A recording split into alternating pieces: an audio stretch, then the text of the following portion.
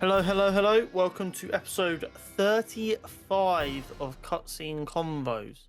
Yes. Fun fact, did you know only 97% of people who listen aren't subscribed? That's an outrage. That's very sad. It is. So just go and double check and see if you've hit the big red button to subscribe. There's also a bell there if you don't want to miss anything. That one's pretty cool and handy. Very And there's a useful. like button there somewhere as well, but save that one for once you know if you like this episode or not. I'm sure you will. This week is the episode of episodes. Yes. We've got She-Hulk episode 6. Is that right? Yes. Yes. It was episode 5 last week, so yeah. 6. Rings of Power episode 4. Andor's episode 1, 2, and 3. I'll be honest, I was angry they did a 3-episode premiere. Having watched it, I now do kind of get why. It does make sense. Yeah. We've also got to discuss some rumors about an Iron Man game. Mm. And our Superhero Showdown this week is Daredevil versus Ghost Rider. Ooh. But before all of that, Horizontal, how's your week been? It's been good. I can finally say what the KCP announcement was I've alluded to for the past 2 or 3 weeks, which is we have picked up an Apex team. So all that launched. I was so shocked. Yes. Very shocked, I know. So yeah, that's been a big project that's been going on that recurring listeners will have heard me mention that I've been busy working on projects that I can't talk about. That was one of them. Which was super cool to finally get that launched. All seemed to go great. Public and community loved it. Excited to be in Apex, but work has not slowed down. I feel like that wrapped up. I had like a day or two where I was like, okay. But then we one of the things we did with the launch was we had a header template that people could reply with their name, and we'd make that's cool. Yeah, it was cool till Matt, the social media manager, messaged me and he was like, can you help me with these? Because I went to sleep with 60 replies and there's now another 200 more. So I spent a whole day and just made catching up. Something like 250 headers or something. Yeah. Don't want to see a header again at the moment, but it was, that campaign promo thing went down great, so I guess a win. But yeah, work's not slowing down because all our esports kick off next month. So yeah, it's just that it's that build up before everything goes truly ballistic, isn't it? Yeah. Something that I know we won't talk about, and I don't think you've watched it. I'm presuming you haven't. Is the Cyberpunk anime? It is on my list to watch. Fucking amazing. And now I want to play Cyberpunk again. I was like, it looks good. Mm-hmm. I do need to give it a try and see if it's any good. Because just like you, I love that cyberpunk style of storytelling. And I started watching the first episode and I was like, it's too late at night right now. I'm not going to pay any attention. And I'm going to fall asleep and then I'm going to convince myself I wasn't enjoying it because I fell asleep. So I need to sit down and actually watch it at some point. Yeah, I sat and binged all 10 episodes at 2 a.m. or something like that, 1 a.m. But yeah, watch that this week, and I want to go play Cyberpunk again. So that's how my week's very excited. What I need to do is work because they've allowed save sharing now across platforms. Yes, they have. So what I need to do is work out how to get my OG save from my Xbox onto my PC. Yes. Ready for the free DLC that's coming out early next year. Yes. That's what I need to do. But when I can find time to work that out will be when there's something bad going on. So, but other than that, it's been working. New World. You're still DJing in New World, yeah? Yeah, We've actually lost you more to New World than we did to Rust. No. At least when you were playing Rust, like you'd take a day off here and there to play Valorant. We've not seen you in like 3 weeks on Val. The problem is like if I'm not on New World for an evening, it's because I'm doing work.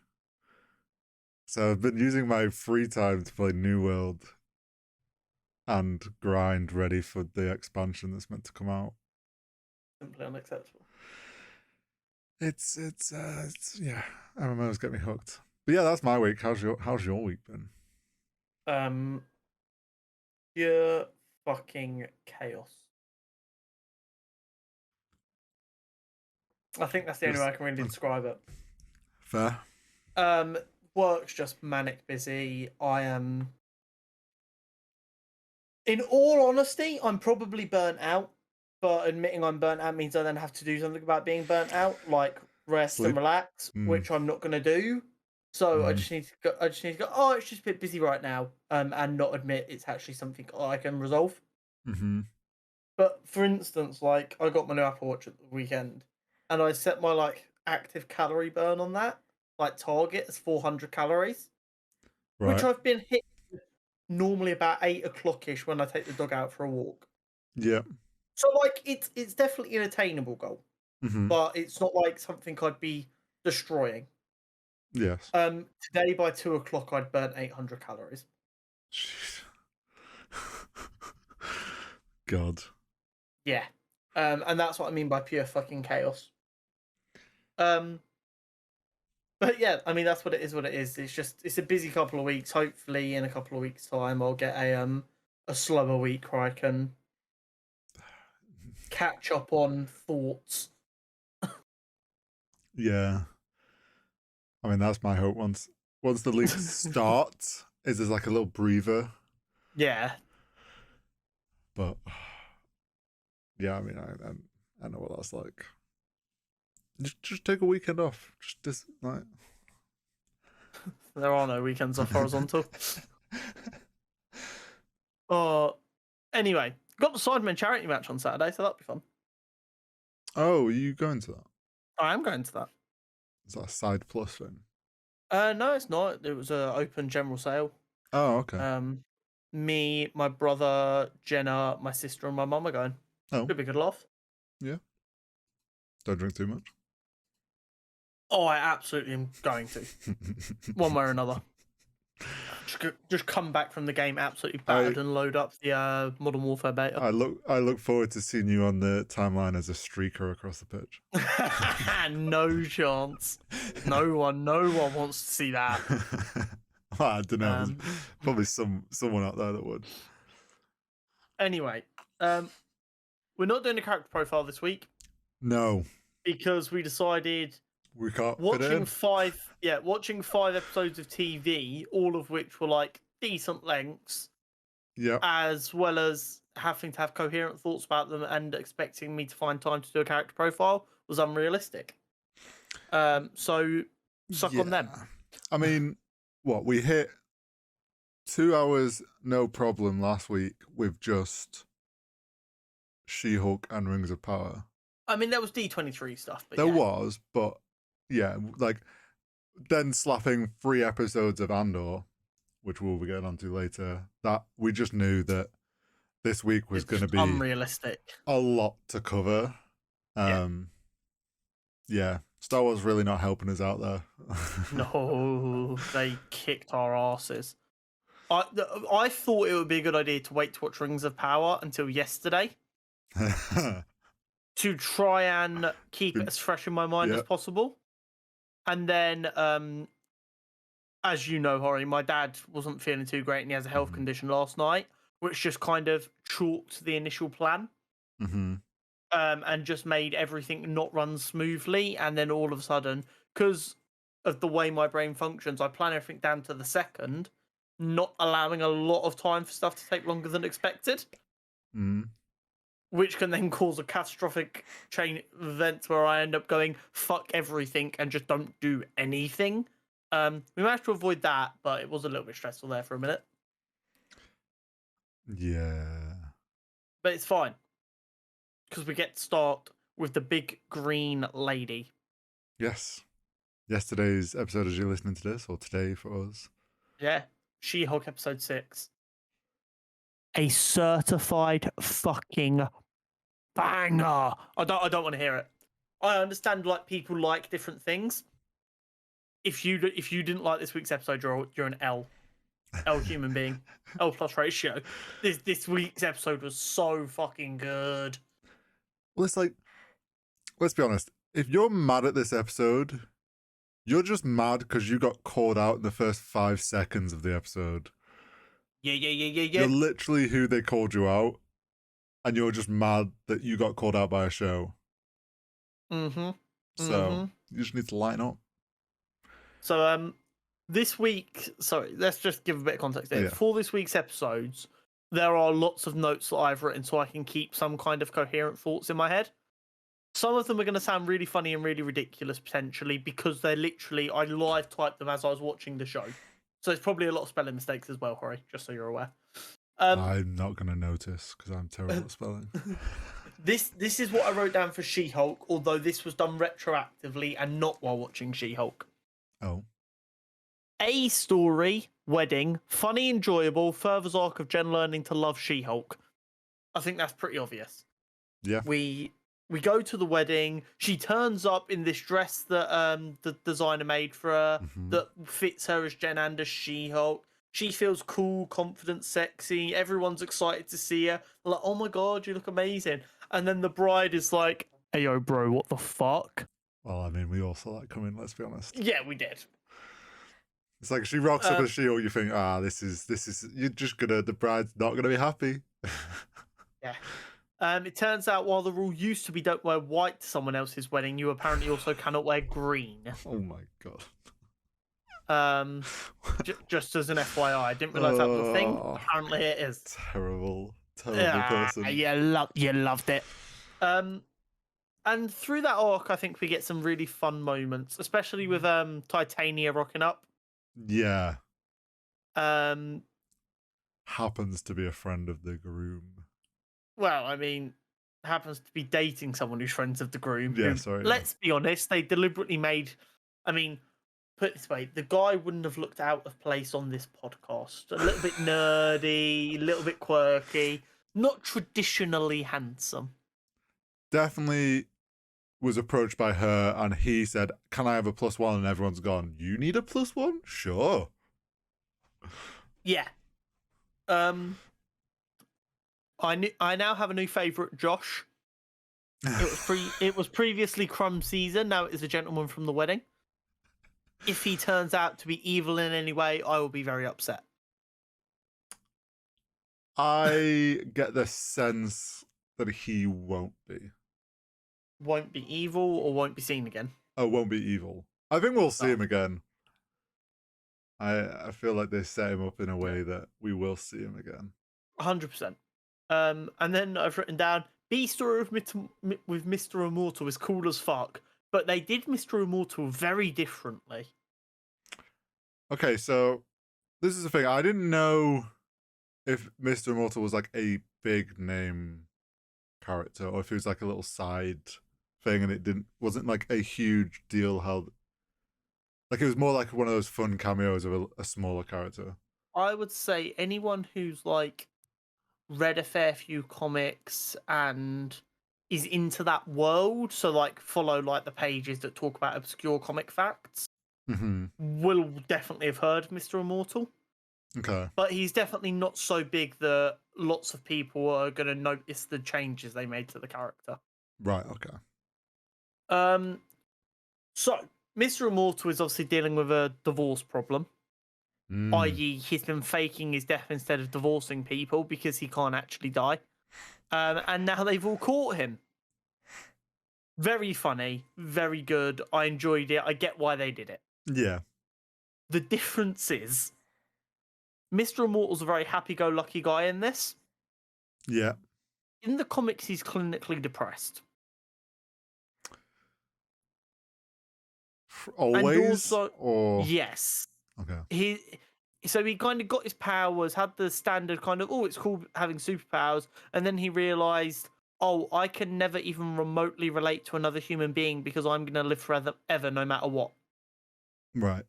and just became very depressed at the entire notion of death is a part of living, and therefore, because I can't die, I can't really live. Yeah. Yeah. Yeah. It's actually like a very well written criticism of the idea that living forever is a good thing. But what they also did was they kind of made it so that Mr. Immortal just kills himself at any inconvenience. Well, any confrontation. Yeah. Can't say the word. Mr. Immortal actively avoids trying to die while fighting crime because it really fucking hurts still. Well, yeah, it didn't So, look. like, It did look like it hurt, but yeah, like, so if he gets, like, shot, because he has no other superpowers, he's not super strong or anything like that. So yeah, just imagine you, but you just, if you die, you come back to life. yeah, So, like, if someone, like, stabs the fuck out of you, you have to be there and lie there and bleed out and feel all that pain and fully die before being resurrected. mm-hmm. So, like, getting hit by a car, like one of his partners said, would be a bit weird because he's gonna like feel that a lot. Yeah. I think looking at it, like when he does the bit where he jumps out the window because they're arguing, and he's just like, "Peace out, Yeah. I'm gone." You can see like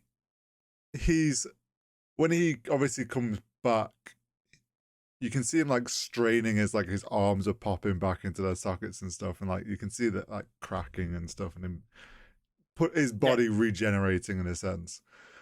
Like there was obviously they showed some pain there, but yeah, it does. And if that in the comics, he's like always in agony and avoids it. They're definitely downplaying it a bit. I wonder if it's more. I mean, the style of character he is in the comics wouldn't work in a comedy. No, So don't get me wrong, I don't hate the changes. It was just weird to me when I heard Mr. Immortal and what I know of him to see him done in this way. I was a bit like, oh, that's different. I wonder if like I don't hate it though.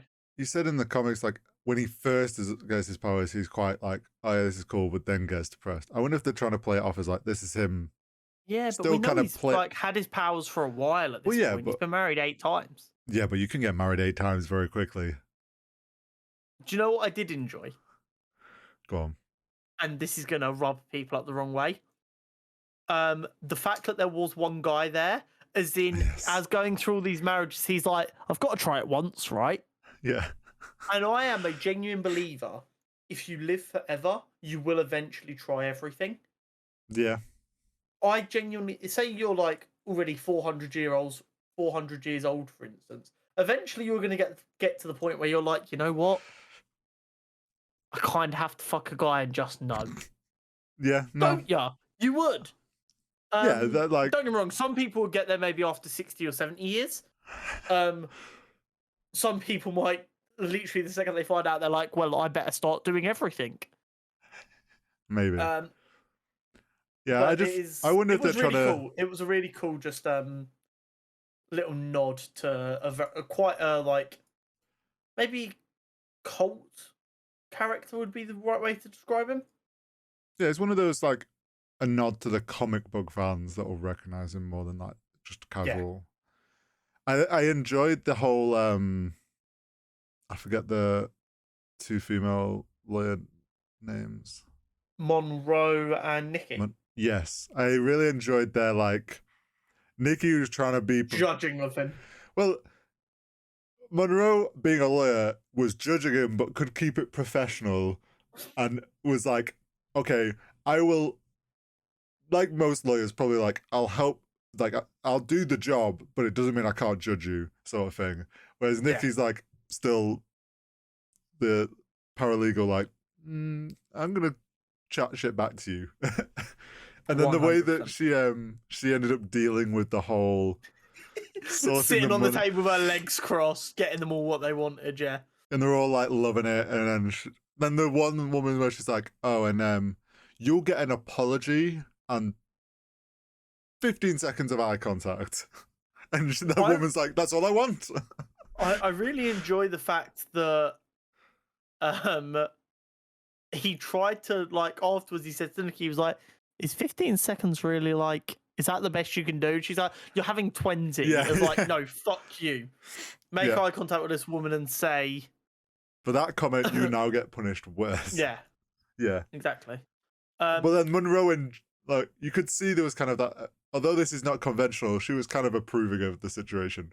Yeah, I mean, at the end of the day, he's probably paying out less money this way because people are getting more specifically what they want. Yeah, and the lawyers still get paid the same. So Exactly. The main story slash arc of someone trying to steal She-Hulk's blood is very interesting to me. And there's one thing I picked up on that I'm not sure if you will have picked up on. Okay. So obviously at the very end, we see like people like in a lab getting ready to try and steal her blood again. Yep. And there's a message that pops up from Hulk King. Yep.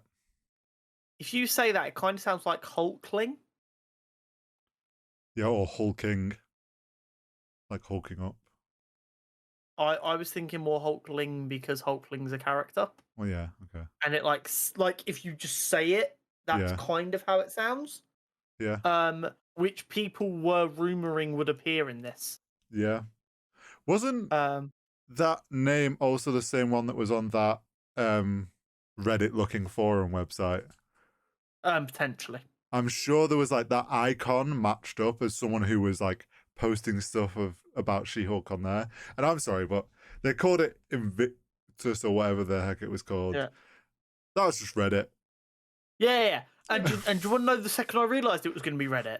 When she went, you know, the one with loads of men who hate women. And I was like, so Twitter is safe this week. They're going for Reddit. Do you know what? Yeah, I was like, oh, they're just now making out Reddit. That's Reddit. Everyone can tell that's Reddit. And it's a toxic website, which is what Reddit is. Yeah, exactly. Really made me laugh. I'm enjoying their lack of fear of social media during this show. So, like, the people we're making angry aren't the people who were going to be happy anyway. So we can make jokes at them. It's not a problem. It's always the same. It's like the whole like leaning. They know it's coming, and it's like them leaning into it in the episodes and taking the piss out of it. Basically, just takes away any like power or like weight that they were good. These like haters are gonna have. Because it's already been called out and pulled away from them. So they're just like, they're shutting them down before they've even had a chance to say anything, and it's great. Exactly. The whole thing with the dog as well at the wedding. Yeah. That's very, very good.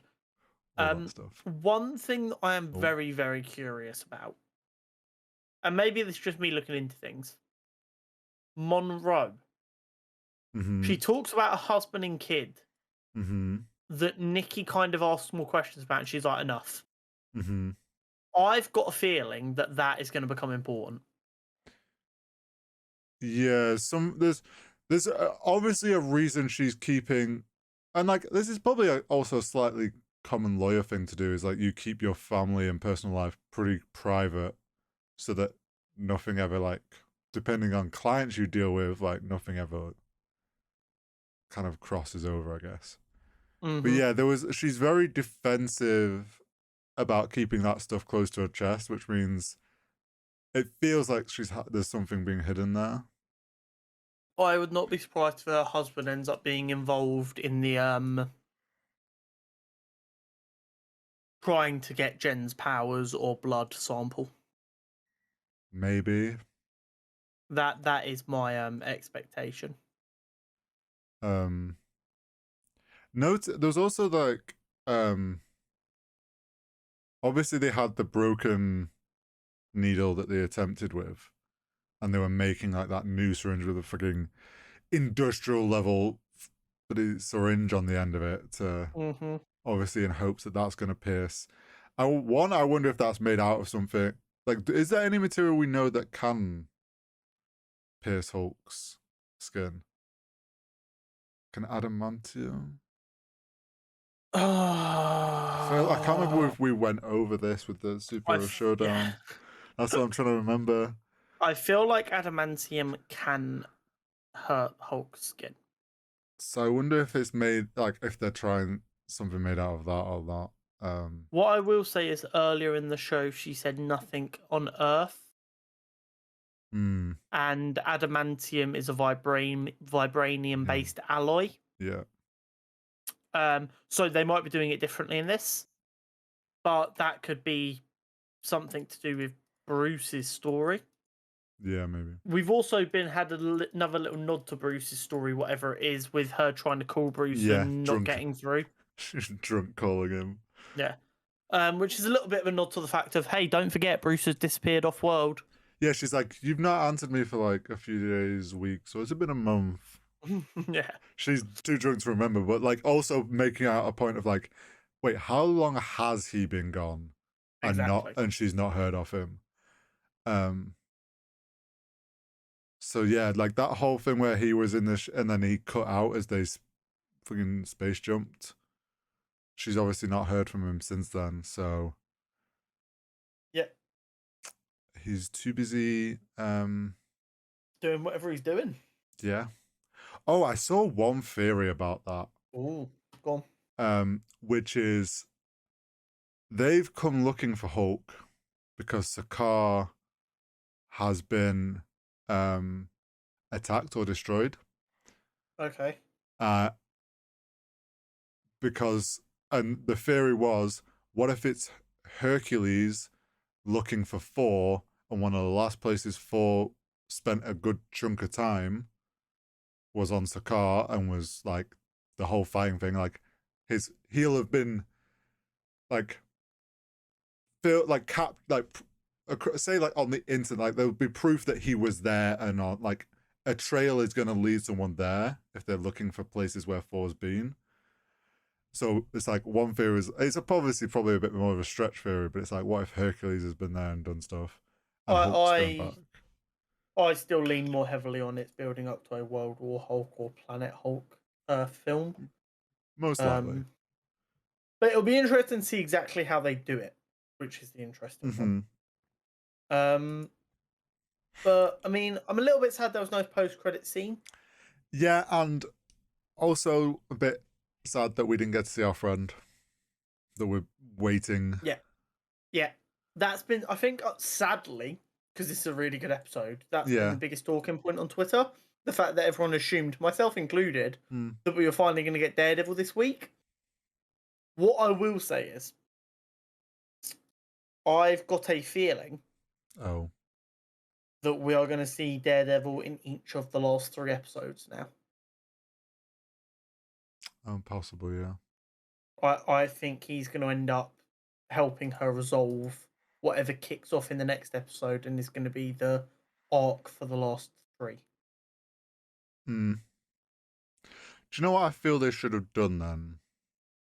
If they obviously were never going to show him this week, I think they should have kept the mask teaser as like a post-credit scene this week, or like they could have done it as a post-credit scene of Jen ringing up the designer and being like, "Oh, the dress was great," or whatnot, blah blah blah. Thank you. Oh, I've got it. I've got it. Pan behind him on the phone and they show it in the box. Even better. You ready? This is how they should have done it. Okay. So last week we obviously see her, or we assume she's given a super suit. Yeah. At the beginning of the episode, when so and so asked to see it, Nikki asked to see it. She, instead of saying no, I'm not taking it, she goes, "I gave it back to him because I was never going to wear it." Right. Then, because of the events of the wedding, she rings him up again. She goes, "Okay, maybe it would be worth having a suit." So she goes to see him to collect it, or she calls him up about it, and then we get the panning shot of it in the background. Yeah, I feel like they could have used as a post-credit scene. It's just a bit of fun, isn't it, about making people wait a little bit longer.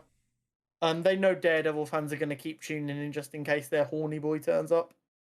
Well, yeah, one of my friends is more interested in the show because he saw Daredevil was going to be like, he's enjoying the show, but like that's what first. No, but here's the thing. I think that was part of their plan. They were like, okay, we'll use Daredevil to get people to watch it because they'll watch it just in case, and then we back our show being good enough to make them want to stay. Yeah.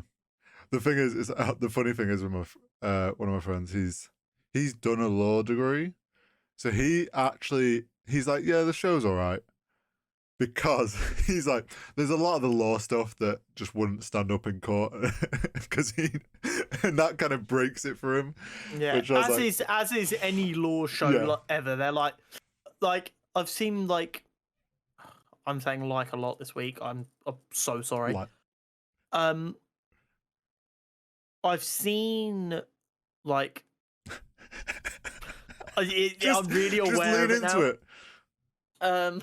So there is a series on YouTube of getting professionals Yes. to watch shows based around their professions. Yeah. So one of the really common ones is Doctor watches like Grey's Anatomy and stuff like Yeah. that.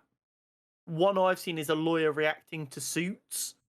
Yeah. And he watches one of the scenes and he's just like, they are breaking so many laws right here. Yeah, I think I've seen that sort of thing because I love Suits. But yeah, it'd be funny if it wouldn't surprise me if that same channel now does cover She-Hulk at some point. It would probably be worth them having a crack at. Yeah. Anyway, I think that about wraps up She-Hulk episode 6 for us. Yeah, I think it was a good episode. I know everyone's waiting for Daredevil, but I think it helped progress the whole Jen wanting to be She-Hulk and being like this one whole person. I think what they've done is broken the 9 episodes down into 3 stages. Yeah. Episodes 1, 2, and 3 were her hating She-Hulk. Yeah. 4, 5, and 6 was growing of acceptance. Yeah. And 7, 8, 9 are going to be her leaning into it. Yeah, 100%. Cool. Yeah. I'm She-Hulk now. I get to help people using the law, and I get to help people as She-Hulk, and this is going to be great. And I found me a guy called Josh who likes me in both. Hey, Josh was a cutie pie. I don't know what they're giving the Joshes, but the crazy thing is I know that Crumb season is like a million years behind on this because he's not watched anything. So he might catch up to this in like a year's time and be like, oh, you could be cute. Wild that you think he'll catch up, but oh yeah, he'll absolutely never catch up, but I can dream. Yeah, you can. But yeah. Rings of Power episode 4. Yes. It's been a week. Yeah. Now, let me just put this in perspective for everyone. Oh god. What have we got? My entire document is too long. 225 lines. Rings of Power is about a third of that. It starts line 10, ends line 79. Yeah. So strap yourselves in. Yeah. I mean, there are long episodes. So much. So yeah, there's a lot going on. There is a lot of main characters and a lot of multiple current storylines, I guess. And the names are so damn difficult. Yeah, as someone who I'm terrible with names, and it's like you're throwing elven names at me. The dwarf, my brother in Christ. Durin's easy to keep track of. What I will say is shout out Amazon for their overlay feature where it shows you their actors and the actor's name and the character they're playing. If not for that, I'd be so fucking lost. Yeah, no, that's great. I wish Disney and Netflix both did that. Just, you know what? Make it like subtitles, make it toggleable, so people who don't want it can turn it off, and people like me who definitely do want it can have it on. But anyway, we start in Numenor. Well, yes, we do. During it kind of looks like what we as people of regular Earth, not Middle Earth, would call a christening. Oh, I was gonna say baby shower. No, but the baby's already born. Yeah, true. So it's more like a christening. But it's something they call the blessing of the children. Yeah. I was like, oh, this seems like a really weird event to be having when you've got an elven prisoner for the first time in a long, long time. Okay, cool, whatever. I guess shit's got to get done. And then I deleted it, and I wish I hadn't. I just wrote earthquake ? Because everything starts shaking, people start panicking. I'm like, it'd be really weird for an island to have an earthquake. So, And then you see this big fucking wave come over. so you won't have any clue about this. And this No. was something I held off on talking about last week when we were talking about Numenor. Because I was like, it's an important thing that comes on. I didn't want to like spoil something that's going to come along. But yeah, so it opens with that, and then you see all the white leaves of the tree falling, and to those that don't understand that, that is a very bad omen when that happens. And it's kind of known amongst elves and the people of Numenor that are elf friendly. Numenorians. I've decreed them Numenorians a number of times in the notes. Oh yeah, you have. I don't actually remember what they have a. It's got to be Numenorians, right? I don't know. Anyway, but like, they're like the ones that are still friendly and kind of feel like they have connection to the elves. Like they understand that the white leaves falling is a bad omen, and that's not like a good sign. Bit of a kind of hint to what happens later in the episode. But I saw that and I was like, this isn't good. And there's the earthquake sounds, and I'm like, wait, they're not doing this now, are they? I feel like this happens. I was like, I'm sure this happens way later. Like, I was like, have we jumped again? And then it's like this. She steps out with the child. I'm like, why have you still got the child? Yeah. In my head, what the fuck are you doing? I'm like, all the people are running away. And you're just Worst taking queen this. ever. You're just stealing this woman's baby. And she goes outside, and you see giant tidal waves and what is the sinking of Numenor, which Tsunami. is which she then, as she gets hit with the water, she wakes up and you realize it's a dream. Which I think, as it was coming to like progressing, I was like, surely this is some sort of like vision or dream or something, and then it was. But it is a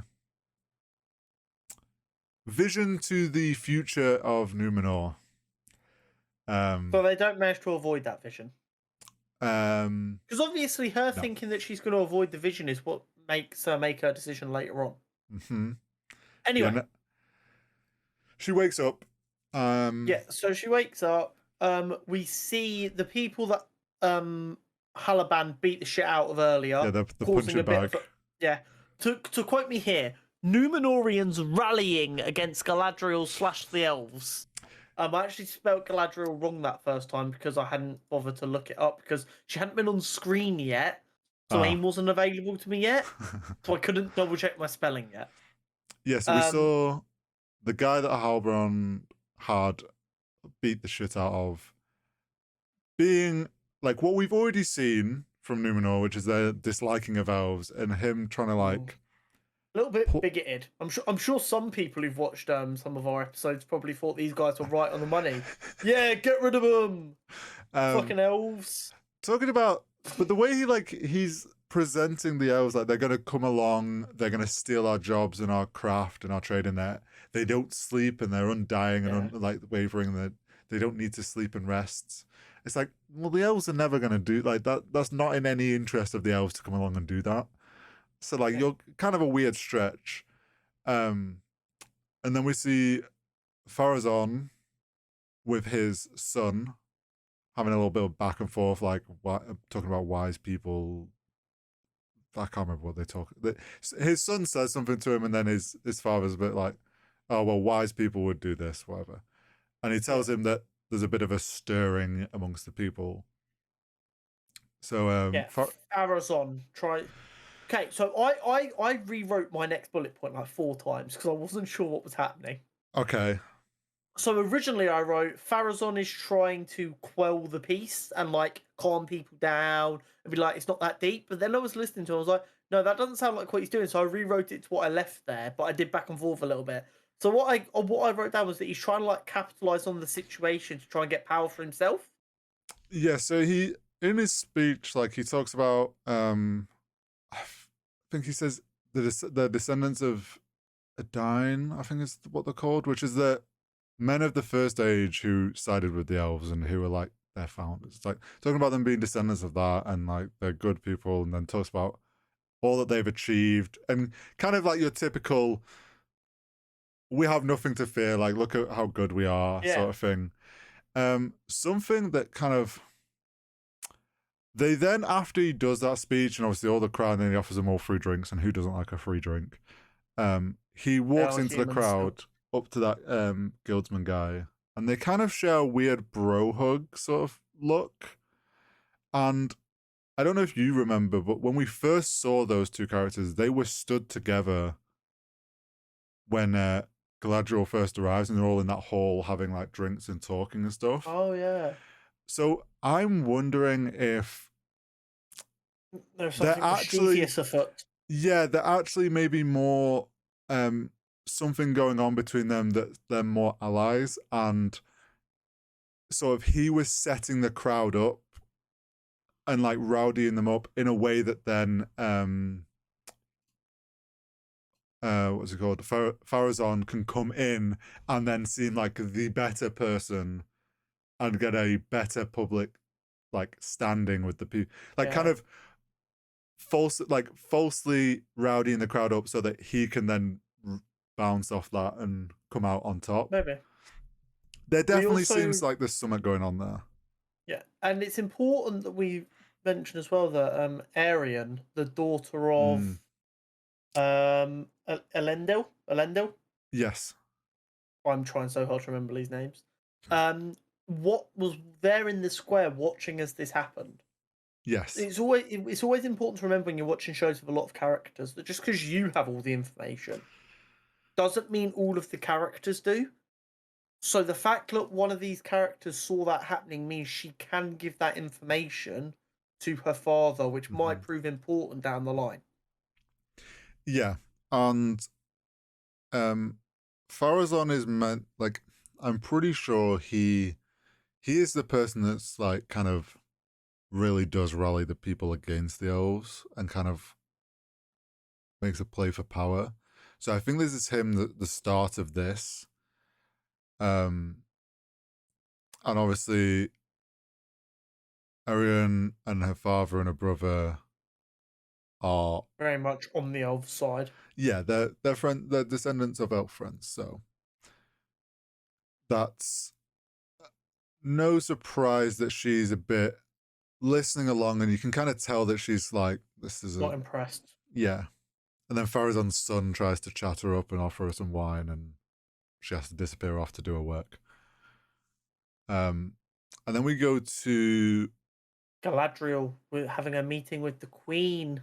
Yes, and showing her and explaining that Sauron's back and who Halbrand is, or at least who she believes him to be, and that he is. That the Southlands are in danger, and give me an army and give me a boat, and yeah. So she talks about how he's the exiled king and like his people are scattered, which very much mirrored. I don't know if you remember in Lord of the Rings when they're talking about the people with no king and how they're scattered and someone can bring them together, and they're talking about Aragorn bringing the people back together. It mirrors very much that.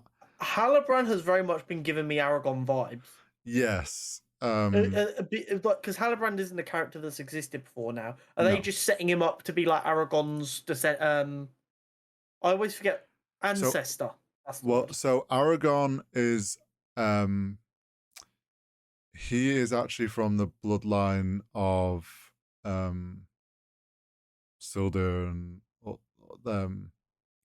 the elf friend guy.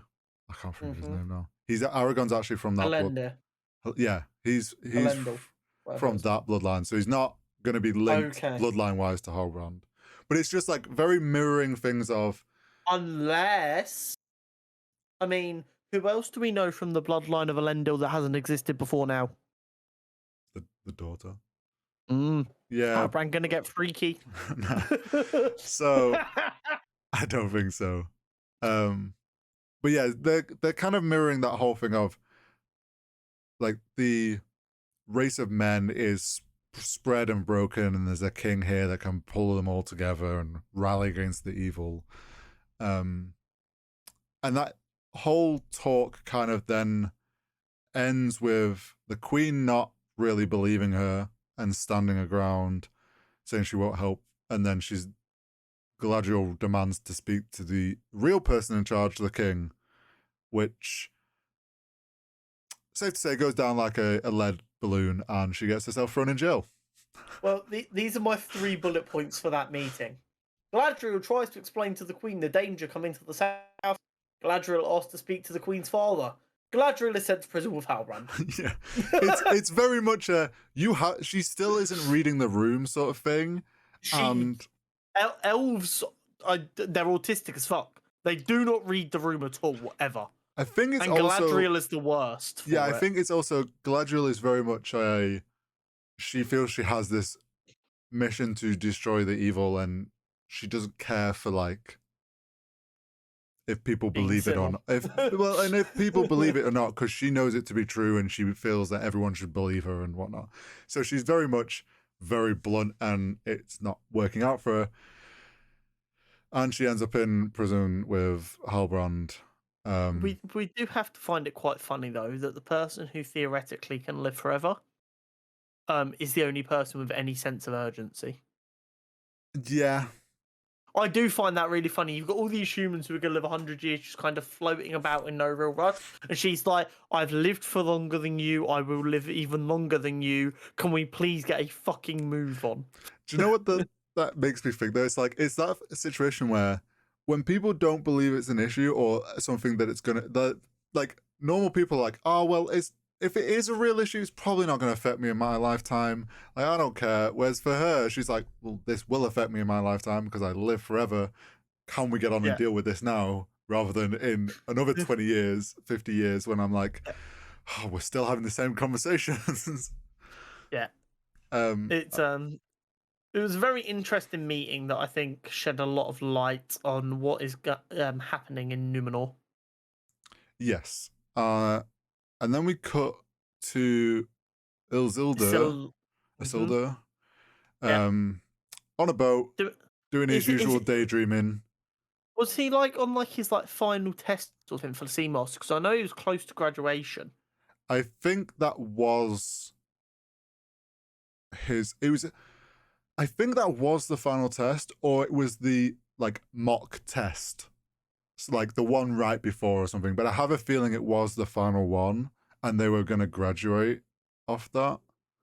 Yeah, because that's the only thing that makes sense to me as to why he would pull the crap that he pulled then instead of just waiting out a little bit longer.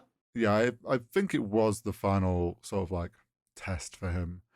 And we see him daydreaming, and it's hard to tell because with the sun setting over the lands, that doesn't make it seem like he was looking at Middle Earth. But I don't know if they want you to think he was like staring across at Middle Earth. Was he not looking at the far side of the island where his brother used to talk about and where he wants to go? I think so. But that's meant to be on like the northwest side, which would mean it's one of those where it's like, I think they wanted you to think he's like looking at that part of their Numenor and like that land. But it's like, it's one of those where they're going for a shot and maybe the geography doesn't quite line up with the sunset, but it looks beautiful, so we'll let it slide. But yeah, then he lets the rope slip, thinking he'll get himself kicked off, but he gets him and his friends kicked off.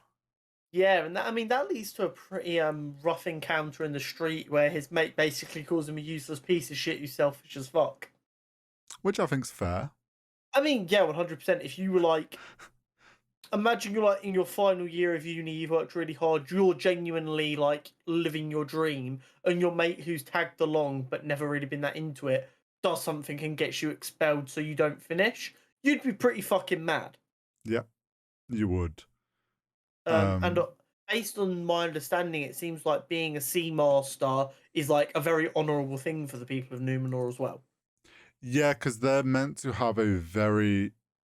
be known for their army because obviously they stood with the elves and fought with the elves. So they are known to have a very strong army that's meant to be pretty much like undefeatable because they helped beat Morgoth or whatnot. So yeah, probably being a sailor or whatever like roles, any sort of military role, I would imagine is quite a good high standing. It seems like that and being a craftsman of some sort, because of obviously the guild medal things. Those are the two like highly kind of held positions and jobs. Yeah. But it'll be interesting to see how that develops. Yeah. And then we know that from the story, like how this is going to progress, we know Isildur will end up going to Middle Earth with his dad. So, I mean, and we kind of see the beginning of that, like towards the end, later in the episode.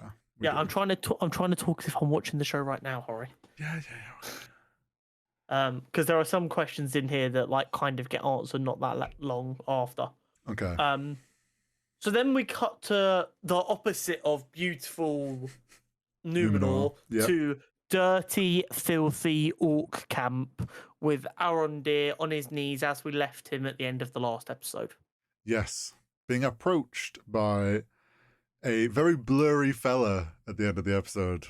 Very blurry fella. What? You could not have sounded more English there if you tried. That right there, Susan, is a very blurry fella. It was like no, you're not wrong. It was just no, I realize what I said. But we get our first look at we got our first fucking god chaos. My knee off my fucking desk. We all the listeners heard that squeal. Don't worry. That really fucking hurt. Okay, sorry, continue. Fuck's sake. We got our first look at Adar, who has been named a couple times by the orcs, and we've heard the name thrown around. Rumblings. We talked about him last week, and my understanding was he was a corrupt elf, and we see that very much, yes, he looks like a very much corrupt elf, or very badly scarred. We don't really know much about who he is or where he's come from. Yeah. He's definitely disillusioned with orc kind and feels like, elf kind, and feels there's some kind of conspiracy that all of the elves are just kind of taken in by, and they're too blind to see the truth.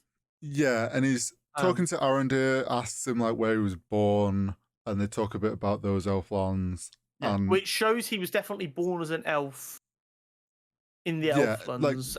It's not like he's just happens to look like an elf, or like the orcs kidnapped him as a baby before he knew anything. It's very much he lived that life and playing into like he has been corrupt and he's gone this way. And he talks about like, I traveled down the river, which I thought was kind of, if you paid attention to his like armor, it almost like looked like a river on his like chest plate. So he obviously is like, wherever he's from, he's kind of kept some of that with him, like as an identity sort of thing. Well, I wrote down a couple of things about that interaction that interested me. So my first question, which it sounds really funny, but like this came to me based on the interaction he had with the orc who was dying. Mm-hmm. Adar is like orc Jesus. Okay. I know it sounds stupid, but do you see my point? I get your point. We're shown he approaches the orc that got stabbed in the throat, whatever. Yeah. And I think he kneels over him. He puts his hand on him. He talks to him, comforts him. The orc seems like happy to see him, and then he like essentially does a mercy killing. Yeah, you think, is he going to try and like heal him or something? And then no, he just puts the orc out of his misery. Which, I mean, also didn't surprise me that was like where it went. Yeah, it's very orc-like behavior, isn't it? He very much seemed like, so the orcs are obviously evil creatures. They have always served some sort of evil leader, I'm pretty sure. Or like, they are a minion race. Yeah, so it kind of makes sense to me that Adar is obviously kind of somehow has proven to them, or because he's an elf, like they've seen him as this like leader and powerful person, which is why he's so much like an orc Jesus. Like he is, like they see him as a very powerful evil thing. And he mentions, Arondir asks if he, I think Arondir says do you think you're some god or something? Yeah, it was at that point I wrote, I went, oh my god, I'm right. And then I went and wrote my next question, which is because Adar responds and goes, no, not yet. Yeah, he says not yet. So, I mean, Adar's trying to become a god. So, I mean, it's more of this shithousery of, oh, Sauron could be anyone. Where is he? Yeah, I still don't think this is. I don't think this is going to be Sauron. I think this is. I think Adar is someone who is trying to capitalize on this fact that there's evil brewing, and he is I maybe going to be someone who thinks they are like taking control and like building something bigger, and then Sauron's going to come along, whoever they are, and actually be like, get the fuck down, bitch. what I think is happening, and again, I know nothing of the lore, so there might be stuff that very easily shows that I'm off there. My thinking is we've got lots of evil forces at work, Mm-hmm. and Sauron is then going to essentially use the power of evil that they've all created Mm-hmm. to come and just go, okay, you've all done my hard work without even realizing it. Boom, that's mine now. Dead, dead, dead. I take all your power.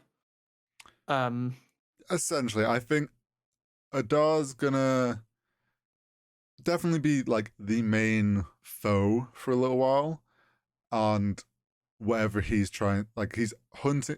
We realize now he's clearly hunting for the blade because one of the orcs tells him, "Oh, the blade's in the tower," sort of thing. You're jumping ahead again.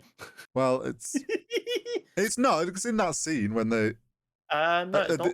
at the end of it, the orc tells him there's. No, it's not. I thought it's after he sends Adar off. Nope. You're jumping ahead. What, the orc telling? This man asks for all my notes and then doesn't even use them.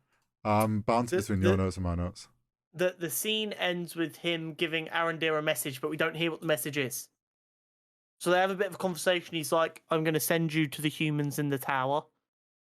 Because he knows that's where the humans are, but he doesn't know anything more than that. And he goes and send them a message, and then it cuts. So we're kind of left there like, oh, what's the message? Or they just go drop off the dead Arondir body at the tower for the humans to see. Blah, blah, blah, blah, blah. And then we cut to the humans entering the Elf Watchtower. And we find out that the humans from basically villages all over the Southlands have converged at the Elf Tower because what's happened in the village we've been seeing that where Browin and Theo lived has clearly been happening to basically every village. Yeah, there's a scene where the woman asks where this next lot of people are from, and I forget the name of the town they say, but I'm pretty certain that is the name of what officially is what becomes Mordor. Well, so like they're basically confirming that this is the area that becomes Mordor. Yep. They then discuss all like the food issue, not having enough. So this leads to the Browin and Theo having an argument. Theo's like, they should go back to the village while the sun's up, where it's going to be safe. Take a raiding party, go in, grab all the food, bring it back. There'll be plenty of food there. It will feed everyone, and it will be a lot more food than just scouring the mountainside for a little bit of luck. Which is a valid point, but it's her little boy. She doesn't want to risk him. Yeah. And then we end up seeing Theo and his buddy old Mate pal. Rowan. Fuck off, don't they? And decide to do it. They head into the village. What I wrote here, I don't know which part of the interaction led me to this. I just wrote Theo clearly under the influence of darkness. I don't know why, but for some reason I'm treating like evil and darkness as like this drug that infects your mind. Okay, so but like that kind of bit where he's like, "Oh, stop being such a soft belly," very much just screams like that hilt that he's keeping on him was just slowly. Now, there's something. Yeah, like he's obviously got a bit more confident when he first was showing, like a bit more like, I don't know. There's a bit more anger and aggression. Yeah. Now there's something I want to point out, which I was like, his maiden, like when they're stood there, like overlooking the village, Hmm. his um mate has like his shirt, and you can see like sort of dark veins all across his chest.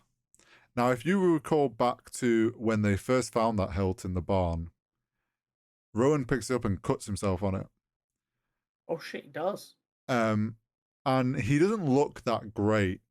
Like, it's only a very short shot, but like when you look at him, you think, he doesn't look. He looks like crap. And it's very similar. I don't know if you remember in Lord of the Rings when Frodo gets stabbed by the Wraith sword in like the shoulder, and it starts going like black veins around it, because what that sword does is it breaks off in them and then it corrupts them. And one of the theories I've seen about the sword is um it's a the first Morgul blade, which is what those swords were. And Oh, that's okay. why it uses your blood to rebuild itself, but then when you stab someone, it like all breaks away and it leaves a bit in them. So this, like his mate not looking great, could actually be he is not great, and this is one of Maybe the that's first why he Morgul left him blades. behind. Um, I think it's more just his mate's wimp and wanted to run away with like. I mean, would you want to chill when there's Oh orcs no, cutting no. about? Like I'm not surprised he did that, but I do think there's so like I think that Rowan guy, he's gonna like Turn. progress. Yeah, he's progressively gonna turn worse, and it's gonna be Um, because of the blade. I did. I'm not sure if enjoy is the right word. We'll go with enjoy, and I'll see if a different word comes to me. I did enjoy the way they dressed up the village with like the half-eaten and rotting carcasses everywhere to show the way the orcs just devour and destroy Oh as yeah, they like move through.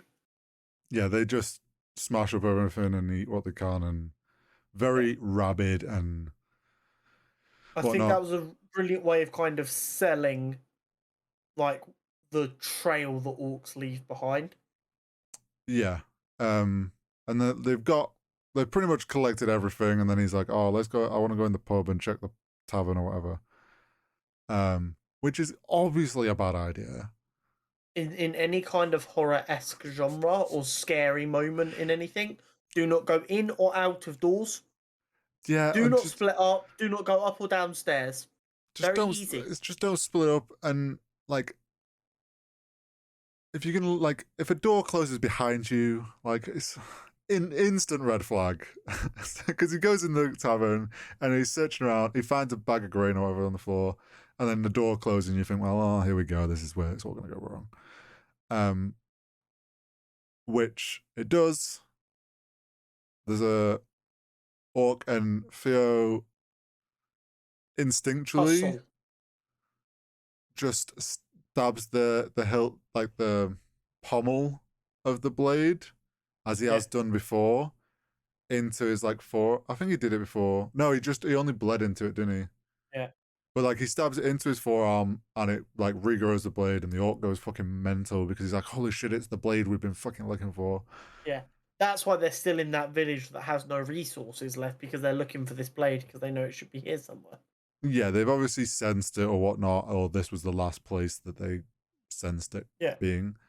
Um, so we got to see Theo fucking about with the sword more, which I do agree, I think is corrupting him. Oh, 100%. Every time he uses it, he gets more aggressive and It's this sense, it's the whole thing of power corrupts men in Lord of the Rings, of like this kid's feeling like the power that he gets from having this sword and how powerful it is.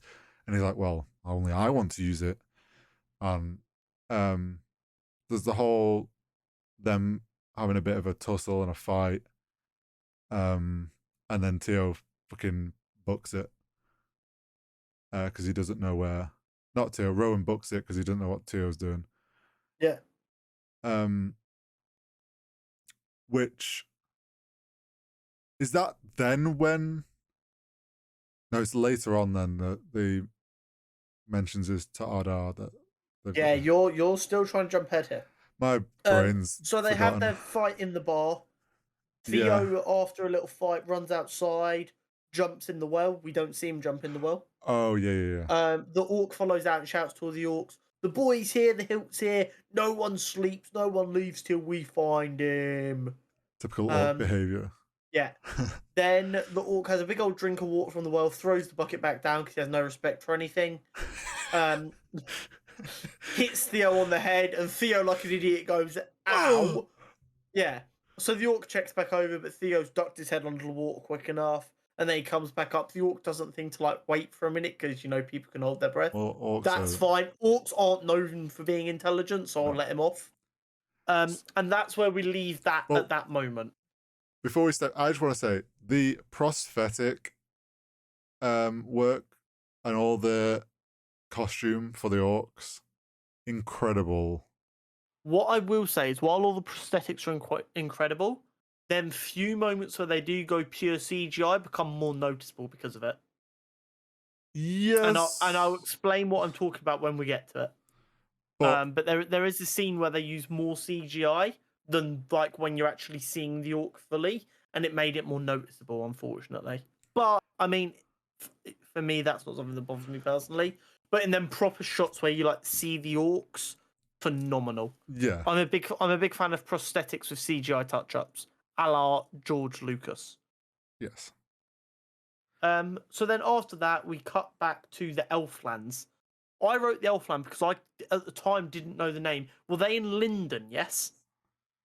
Where we cut back to Elrond and Celebrimbor discussing Elrond's father. Yes, I think that... Is that Linden? I think that's Linden. I'm trying to... Because I know later on Durin says that he's going with Elrond to Linden. I assumed it was the same place. I think so. I'm not 100% sure. I tell you what, Lord of the Rings Ring of Power fans, if we're wrong, let us know in them comments.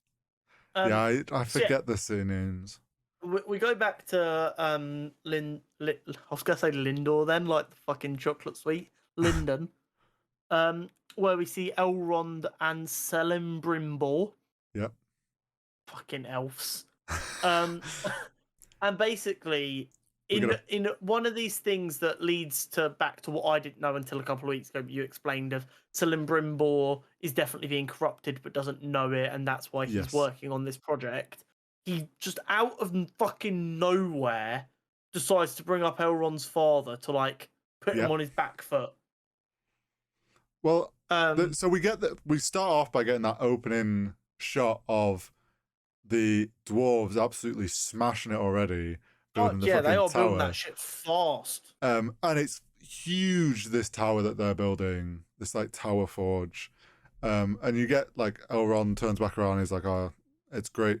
Basically being like, "Oh, people working together." Yeah, dwarves and elves working together.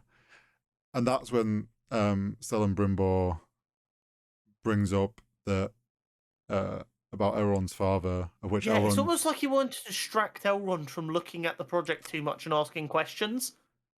Yes, and I think it's also... I think it was more... Like, genuinely in that moment, he had like a bit of a... Because elves are very much on visions on stuff. Like, he saw Elrond's father instead of Elrond, and kind of like this little bit of a flashback. Of which Elrond didn't know that he'd met his father, and then Celebrimbor mentions that his father had said to him, "One day his future will be in my son. Your future will be in my son's hands." So, do I get the impression? And again, as we've said, I don't know a lot about this universe. Mm-hmm. Are we to understand that Elrond feels very insignificant compared to his father and what his father did? Yeah, his father was played a very important part in the history of things. I can't remember exactly. In those like first age, and it's one of those things where like you're living up to your father is a very wildly known, like played a huge part in the first stage, like trying to live up to those shoes. and find your place, and that like after your father's legacy is like obviously going to be difficult. Um, Especially if it's now been like so long since like his father died.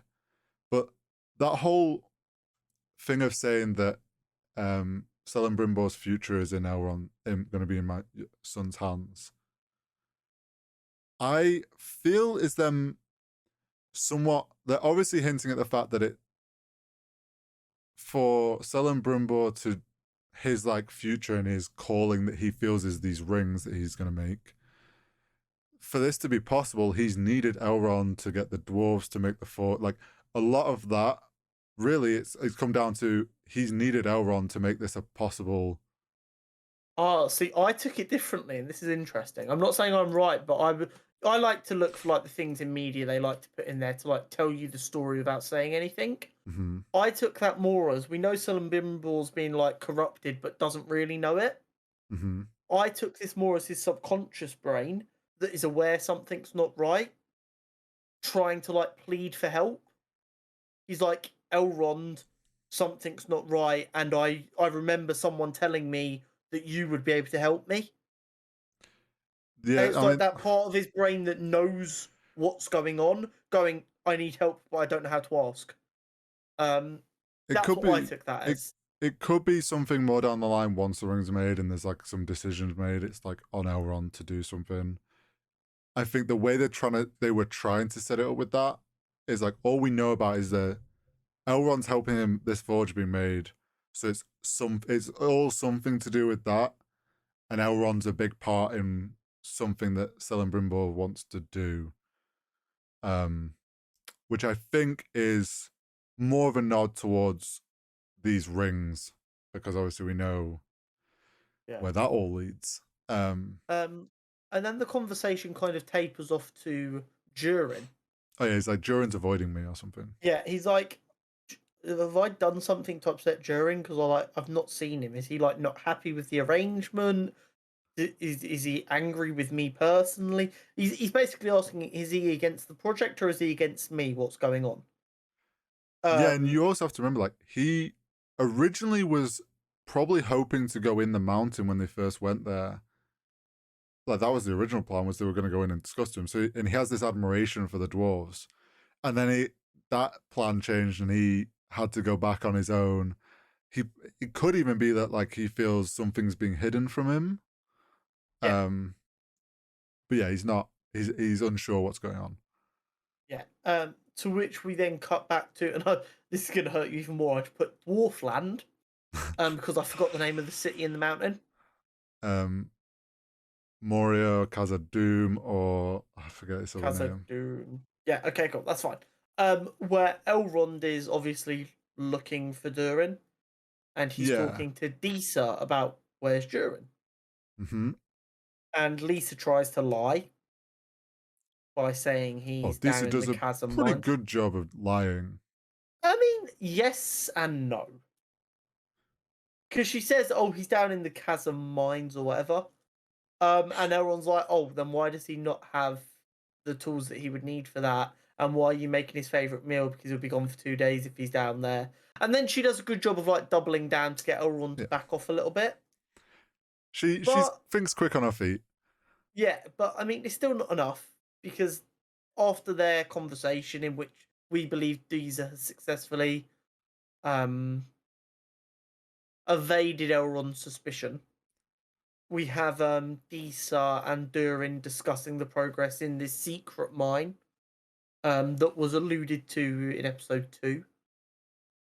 Um, Yes. We think that's all good, and Elrond's been like we as the viewers feel subdued. like, okay, Disa said like where he is. There's a bit dodgy, but it kind of makes sense. So we're all probably thinking, okay, that's where Durin is. Then we see her walking across a bridge and meets with Durin, and you're like, oh, okay, he's back. And they're discussing, and you don't really like, you're finding out actually what's going on. And then for the first time in this show, we kind of actually see some of the mystical abilities of elves, or kind of like that they are have higher abilities, and we get like the first kind of representation of elven eyes Yeah. in the way that it like zooms out really fucking far, and you realize that Elrond's been watching them, and because of his elven eyes, like he can lip read from that far. Yeah. He knows exactly what's happening now, or has a better idea of what's happening. Yeah, he now knows where Durin is hiding away. Yeah, exactly. What I did really enjoy is then when he goes down to this mine and you've got the fake door, that the song that the kids were singing in the background of his conversation with Disa Yeah. was the song to open the door. Yeah, and I feel like it's probably also something just him and Durin have probably shared as friends. Like Durin's used something that is like familiar to him and like a private thing, not really ever thinking that Elrond, who he's probably shared that with as well because he's a close friend, would ever know, like it would ever be a problem. Or ever need to, because his plan was for everyone to not even know there was anything there. Yeah, exactly. Let alone get there and have to try and get by the door. So I think that's a lesson to Durin to be extra careful with his passwords. Yeah. Everyone double check your passwords. Yeah, use 1Pass and all that jazz. Yeah. No. Why are you naming brands? Sorry, we're not sponsored. Sorry. Don't use 1Pass. Fuck them. Whoa, no, we don't mean that. 1Pass somewhere in the middle ground. Anyway, so yeah, Elrond gets in and discovers this mine, to which Durin comes out fuming. Oh, Durin comes out. Little angry stomping dwarf man. Obviously, like Elrond kind of probably thinks he's sneaking around a bit, and then Durin's fully aware that he's there, and because it's his mine, he's probably very in touch with the sounds and everything. Yeah. Elves walk quietly, dwarves read stones. It's a weird world. Yeah. Yeah. And they have their bit of discussion about what the fuck is going on here, and Durin says to Elrond, if he's going to explain, he has to take this oath. And I don't know if you quite realize like how important an oath is. Like oaths in Middle-earth aren't just like a verbal thing. Like they actually hold weight. And so when he talks about like sorrow will come to your kin and all that like jazz, all the bad stuff that he threatens if he does break this oath is stuff that would actually come true. Okay, cool. Like that. I mean, that's kind of how I treat pinky promises, to be fair. It's like if someone breaks a pinky promise, I'm coming for it. In this world, like them making that oath, like that oath holds weight. So and Elrond knows that, and that's why Durin can actually trust him. Yeah, because he's willing to take it, and it's like, well, if he breaks it, that all that bad luck and whatnot is going to come on him. So he then explains to him that they call it, what was it, grey magic? I can't remember what the exact name. He shows him the new ore.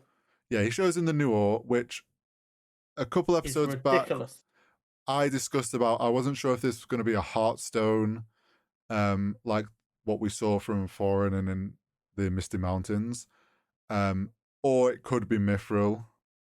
Reading more into it, I realized it was probably going to be Mithril because it is the obsession of mining more Mithril that leads them to mine deeper and deeper.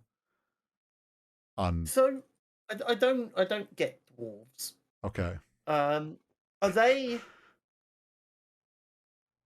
Is this the kind of thing that like? So you know how we say like, men in Middle Earth are addicted to power? Yes. If a dwarf mines something of value, do they get like addicted to mining more of it?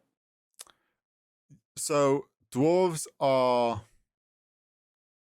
very, very like a power of a dwarf and like their like how powerful they are seen to be is their wealth. Got ya. So that's why there's like their beautiful cities, they're mining precious ores, like a dwarf that like has lots of gold and mines a lot of gold is going to be seen as very powerful and very wealthy, and it's like this stature thing. So them finding mithril. And which is so and the thing is, like, valuable. the dwarves always want more, because obviously more gold and more wealth and more ores and whatnot makes them wealthier, makes them more powerful. So it's this like chase of power, but through wealth in a way. And them finding mithril, like, yeah, like this is a extremely wealthy ore. They're like, oh well, this is going to make us incredibly powerful dwarven clan. But we have to keep this close to the chest, because Which is although, why, even though his dad said it's too dangerous, he yes, still did it. Durin sees that it's worth the risk for the wealth and like how much more powerful they'll become as a clan. They call it grey glitter or grey stone or something like that, and he tries to convert it in Elven to Mithril, which Elrond goes, no, it's Mithril, which I think is grey sparkle or something. Right. Yeah. And that's where people from Lord of the Rings will obviously remember the mention of Mithril and the Mithril chain.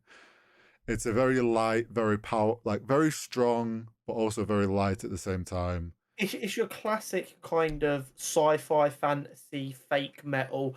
It's stronger than anything. It's lighter than anything. Yes. It's more valuable than anything. It's your tier 5 resource in any MMO.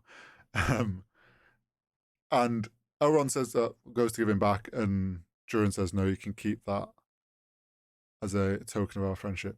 Which Hey, yo, dude, I just found like a 3 stack of netherite.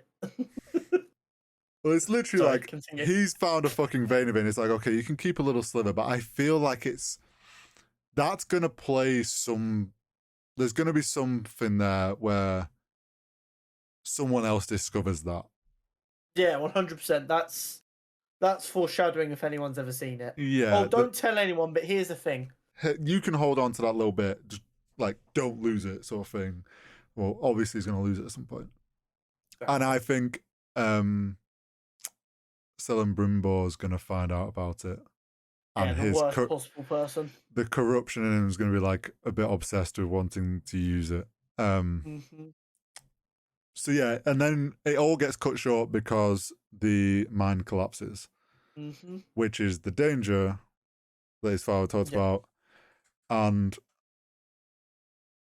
I mean, that's only a light bit of danger considering we know what they end up discovering down the line in years to come. But yeah, it was kind of crazy that he's like, oh, my stupid dad thinks it's too dangerous, cave in. Yeah.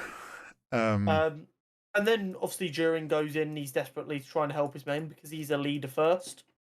But we don't really see anything after that. It then cuts us back to Numenor. It does.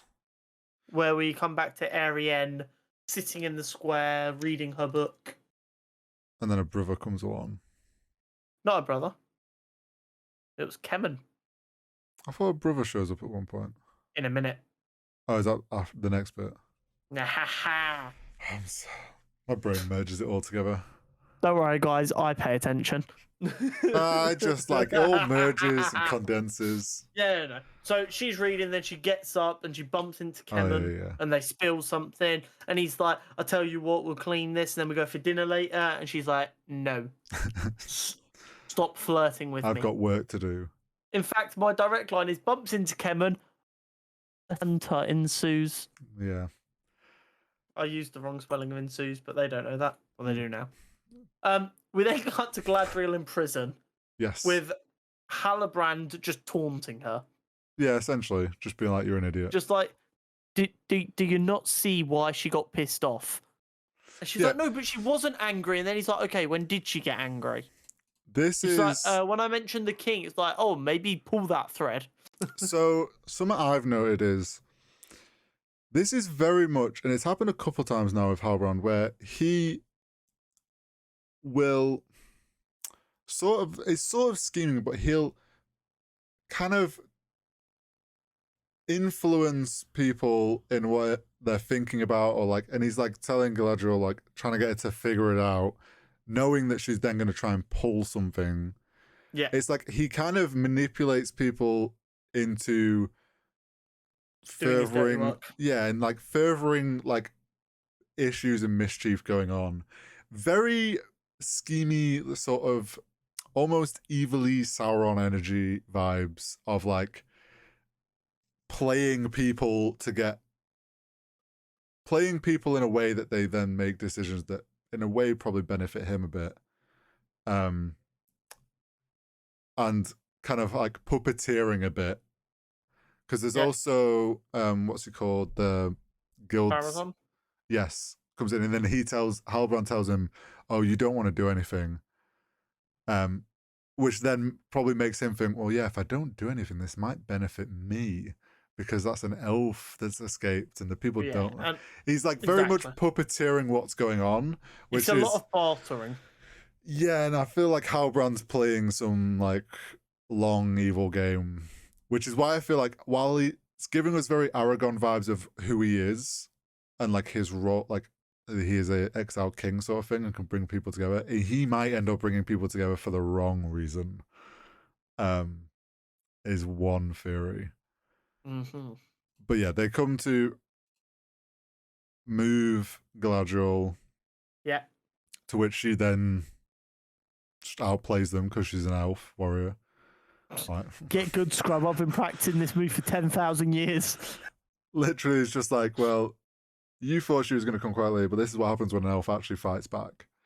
Well, it's like the old Bruce Lee comment, isn't it? I fear not the man who's practiced 10,000 kicks once, but one kick 10,000 times. And like, she's an elf, so she's done both. She's practiced 10,000 kicks 10,000 times. Also, like, elves are known as incredible fighters, and it's just like, you're just presuming she's going to come along willingly. When nothing she's done so far has been for anyone else. No, and it's like as soon as she decides that she wants to escape, she can just escape like that, essentially. It's the old, I'm not locked in here with you, you're locked in here with me, from Watchmen. To which she does that, chucks them in and shuts the door, and then she dips, and we cut back to Arion and Isildur having dinner. Her brother. Yeah, and him telling that he got sacked. Yeah, he's like, I got kicked out of Seamasters because I'm a dumbass. And she's like, oh, well, at least you can go west now. Always trying to look on the bright side. And he's like, I'm not worthy to go west. Yeah, she's very much always kind of been a bit on his side of him wanting what he wants to do. She's very much just, hey, live your life. If the Seamasters ain't right for you, that's fine. You got to find your muse, you know. Yeah, well, we all know where that goes down the line. So. Mm-hmm. Congratulations, you got your brother and father killed. Jeez. Well, they stopped Sauron. He did. He just then got corrupted by the ring. And then we cut back to Galadriel breaking into the king's chamber, which the queen was already waiting for her. She's like, bitch, please, I know your elven trickery. Yeah, she was like, I already knew this was going to happen. And we see the king and actually his current state, and that he is... Which was not good. No. Withered old king that is being hidden because they don't want the public to know that fall of power sort of thing. We then see our first seeing stone. Yes, they have what's the actual name for them? I wrote it Seeing down. stone. It's not seeing stone. Seeing stone.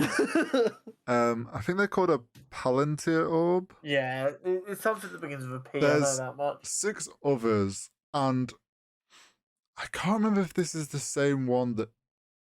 Yeah, I know. I'm pretty sure it is. We've seen one of these before with Saruman in his tower when Gandalf goes to confront him. Yeah. And Gandalf doesn't want to touch it because that one is a direct link to seeing Sauron.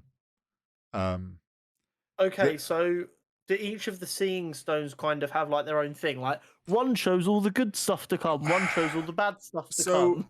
It seems I read something about, I'm pretty sure there's a quote from Gandalf who Gandalf says that like he was tempted to use that one and turn it and face it towards the elven lands and see the elven trees and like look into the golden days. So it seems like you can focus it to look at something. And Gandalf talks about looking at something in the past.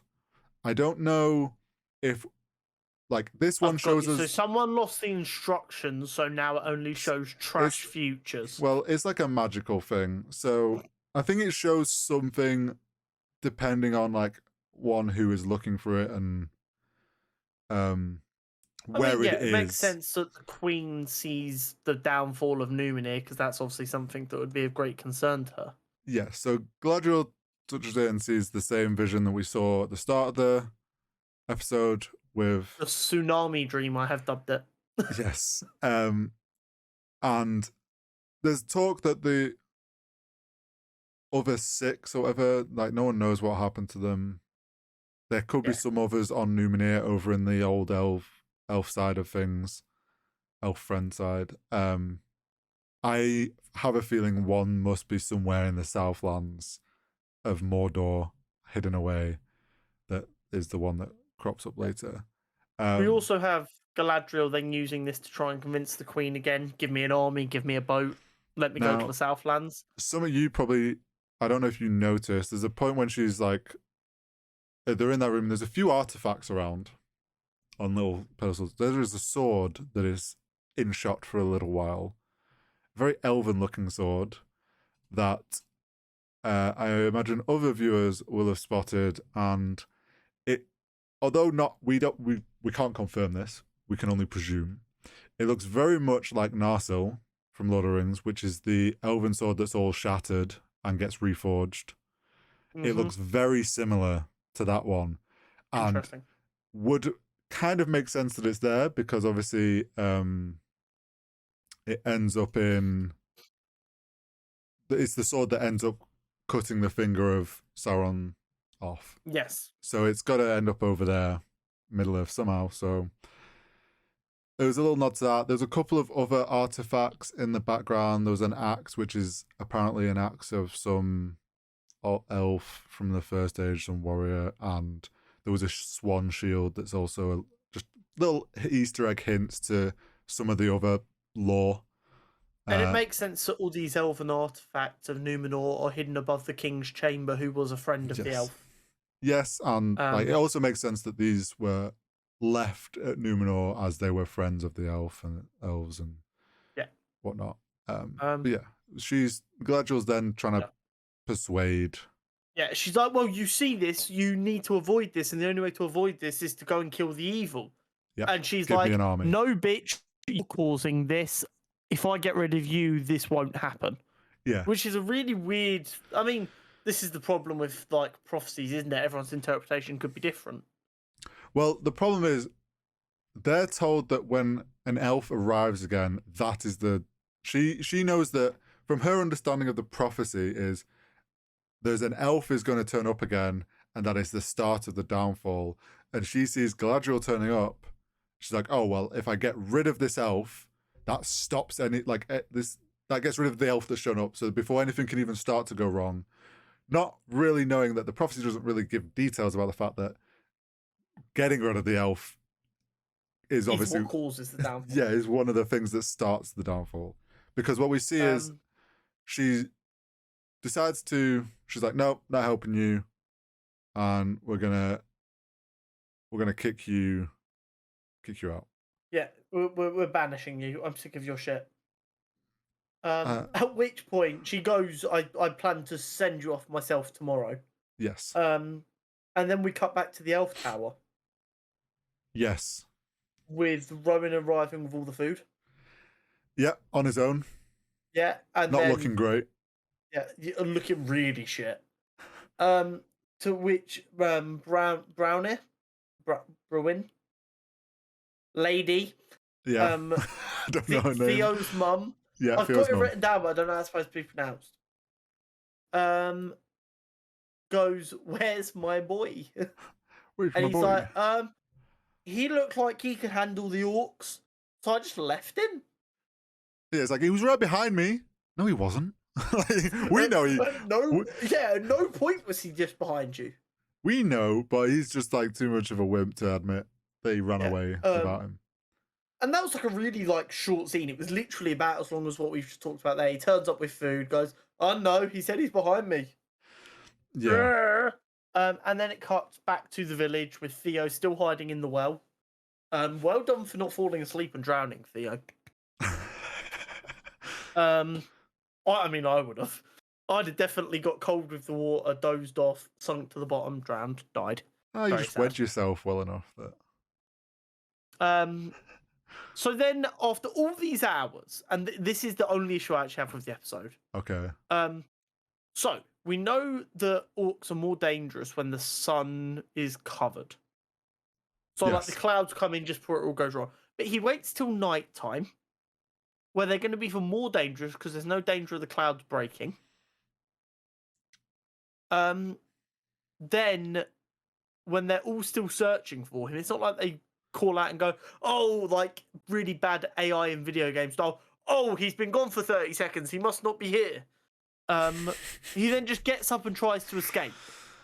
So I get he was using the darkness and the shadows, and this is where, like earlier I said, because you can't see the orcs fully, they use more CGI and it causes the orcs to move differently because it's not an actual person. Yeah. And I noticed it. Don't get me wrong, it still looked great, but I did find myself going, they're moving differently now. So something to note, like they make you think it's nighttime. Yeah, I mean, but actually, like we'll get to I just assumed they'd been on the run for like a long time. So, considering like how long it took the other guy to get back, I get the sense of something you'll remember from Lord of the Rings is like Mordor becomes pretty much always in like darkness. Like it's always, there's no sunlight over there. The evil is blocking out the sun. Like it becomes a very cold, dark place. I think this is like showing that it was obviously overcast and cloud, like, but they're trying to make it like things are getting darker in these lands. And yeah, why he waits that long and chooses that, like, I get it, trying to slip away in the night, but like there's gonna be more orcs around. And he's obviously, he got cut on the leg, so that's still a problem. And he starts trying to run away, and like he's fucking limping, and typical sneak in tall grass to hide from AI. Sort of like video game logic started happening where he just dives into long grass and you're like, there's no enemies here. Which very much so. And then he like gets up and goes to the next bit, and then you think, oh, he sees the tree line, he's home free, and he goes to stare on the corner, and smack, he gets like grabbed by the OG orc that he was fighting. That first orc that he pissed off. I guess chucked to the ground. Yeah. Oh wait, we've missed stuff. No, we haven't. Ignore me. No, we haven't. I was going to say, I'm pretty sure this all. I'm full of shit. All went off at the same time, right? Yeah, no. My eyes dripped down to the right characters, but in a next scene. Oh, okay. And I looked up and I was like, "Shit, have we jumped?" And I realized I had jumped. I apologize. And then my favorite character so far, Arondir. Yes. Fucking rocks up and he's like, "Ayo, Theo, I know you hate me because I'm shagging your mum, but I'm here to save you." Rats. I mean, that's essentially what it is. Yeah, he doesn't like him because he's like flirty with his mum. Yeah, and I mean, he's also a bit anti-elf. Yeah. Theo's a bit UKIP youth. Now, this was one of the. I feel like this slow-mo scene went on a little bit long. Yes. Like, I get they're trying to show like the speed at which elves can, like, he's grabbing arrows out the air and like he's reacting and pushing Theo down before an arrow even hits him, and sort of like Theo like, is literal dead weight in this situation that he's trying to keep alive. They're trying to show that Arondir, like, elven reflexes are so quick, like he sees this stuff coming, like he's an elven warrior. Look how sick he is. I would have liked to have seen like him pushing him down, that like moment of knowing the arrow's going to hit him, pushes him preemptively. Like that's slow-mo cool. And then it's like it would have sped up and shown him catch the arrow at full speed and fire it. Like stuff like that kind of shows the speed at which they actually can fight. I think would have been cooler than just having the whole thing in slow-mo. And then the mum rocks up. Fucking now he's got 2 dead weights to cover. And they have a little moment while there's fucking arrows flying at them, and it's just like, what are you doing? Just fucking run. There's no time for like a mum, son moment in the middle of a fucking fight. But they do they break from the forest line, so they're not in the Yes. trees anymore. And it looks like Theo can't move anymore. And Arendir's like, fuck it, I'm an elf. Let's just stand our line here. Yeah, we might die, but we'll die as the heroes, I guess. Yeah. And then they get really lucky and the clouds break. Yes. And the sun comes through, which stops the orcs. Here is my issue. Okay. In the last episode, Yes. we saw an elf get out, and then from nowhere that we can see, it's lit the fuck up with arrows. Yes. These guys, now the sun's broken, start hobbling away, and we see arrows come flying, missing them by a mile. And it's like, bro, they're not even moving fast. And we know you got some sharpshooters knocking about that apparently are like fucking accurate as shit. So what's going on? Do you guys not actually want to hit your target, or? So here's my thing. That was at the like prison camp where they've obviously got more competent orcs.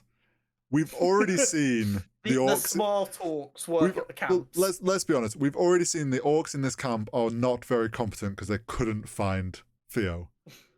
Like, let's be honest. He jumps in a well and is like, they're clearly not the brightest. And so probably, you're finding it very possible that they're inaccurate as shit. Yeah, they're just like, they're the ones that are getting sent out to go search for the dumb shit because they're no use in any other job. I'm just saying, eventually one of them arrows should have just like hit one of them in the leg. Yeah, like I get what you mean. It was But yeah, they were definitely trying to sell the whole like sunlight and the elves and like the light versus darkness sort of situations going on. It's not too late. We can recover and fight back. And they get back to the tower safely. Yeah. And this we then cut to, as they're walking away into safety, we cut to Disa singing at what looks like a funeral or vigil. So if you recall, when Elrond first met them in episode 2, they talk about the fact that she sings to the rocks. Yeah, during meta at one of these rituals where they sing to the rocks. Originally I thought it was that again. Is that same vibe? Yeah, it was definitely that vibe. The only thing was, because the last thing we'd seen was the cave-in, I was like, was this like the funeral for the dwarves who died? Or is it like a vigil or something? Because we don't know if they're dead or not. But we then find out that it's her essentially saying a prayer to the rocks of anyone who's alive, like, release them to us. Yeah. And it works, apparently. Well, it's like Durin rocks up and he's like, we got them out, they're alive. As they're finishing, like, it shows you a shot of the ground and like all the little rubbles like vibrating, and then Durin it appears and it's like they've all been freed and are alive. Yeah, we got the last body out, they're all alive. And it's this whole thing of like the dwarves are very in tune with the mountain and have these like ways of communicating with it, which is obviously how they found the mithril. Yeah. But obviously also know there are things resonating. Sorry, I was trying to think of the word when they sing the song. It's resonating. Like, sorry, like the word just jumped into the forefront of my brain. I was like, that was it. It's obviously something that's going to crop up again, because there's this whole of like Durin wants to keep mining mithril. It's obviously going to start ignoring the places they shouldn't mine because there's mithril there and sort of things. But yeah, then we get a nice little kind of another moment, which is like, this thing out of the whole show, I think the strongest kind of storyline going on, and the reason that I think I'm enjoying it the most, is this relationship between Elrond and Durin, and the relation we're getting between Very the well written. elves and dwarves, because we see this moment of Durin's furious with his dad because he's shut down the mine. Never got to talk to him again. And then Elrond calms him and kind of brings up his father and how he would do anything to just hear his father again and get that chance again. Like showing that, yes, you're heated in the moment, but like it's still family is family sort of thing. Yeah. Which led to another really nice scene, in my opinion, with Durin and his dad. Yes. Of his dad, like, I thought it was going to be like a really heated debate. When we first saw the shot of Durin's the third, who's his father, sat on that chair, I was like, is he dead? Oh my god, me too. I was like, is he been like assassinated? I was like, has he just died of old age? And then this is going to be like bittersweet because Elrond's just told him that, and then he's now actually not going to get the chance to remedy it. But no, it did have them kind of vibes. Just very stern, still father. Yeah. But then they had a really nice interaction where his dad's like, it's fine. Yes, we will interact. And yes, a lot of the time it is in anger, but I love you. I trust you. There is nothing to apologise for. Which I thought was a really nice scene. Bearing in mind, we've been shown that dwarves are a bit like hot-headed. Yeah. I think it was nice to see the two of them kind of essentially hug it out and be like, it's good. And he also mentions that when the king, every time the king is crowned, the voices and knowledge of those before him flow into him, and sort of says, even once I'm gone, I'm still going to be here with you. Sort of like that knowledge is still going to be here. And they have their little moment. I think it was really sweet. I think it's important to depict healthy relationships. And while that's not necessarily a perfect relationship, it is quite a healthy relationship between him and his dad, being able to be angry at each other, but still like talk openly and not just like have these like half conversations. Yes. And then we end up back at the tower, the Elven Tower. Not yet. They discuss how Elrond has invited Durin to Lindon, and his dad's like, "Go see what you can find out. See what the fuck they're up to." Yeah, they're like, his father asked Durin, he's like, "What do you think?" He's like, "Well, I think there's still something fishy going on." Yeah. Which is I don't think Elrond's hiding anything from me, but something's not right. Yeah, something's going on. So he's like, "Well, go find out for yourself." Yeah, safest way. I trust your gut. You should trust your gut. Go find out what the fuck's happening.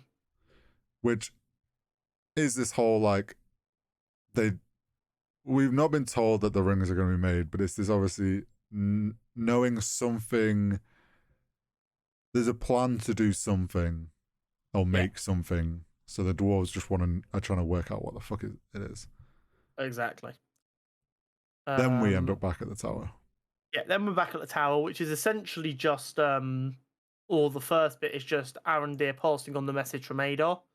Yes. Which is essentially, to boil down all of the Middle-earth bullshittery, I'll let you live as long as you pledge your allegiance to me. Yes. Very traditional baddie kind of, I'll let you live if you're on my team. If not, orcs will come kill you. Yeah, exactly. Then we get, I think, in my opinion, one of the most interesting scenes in the entire show,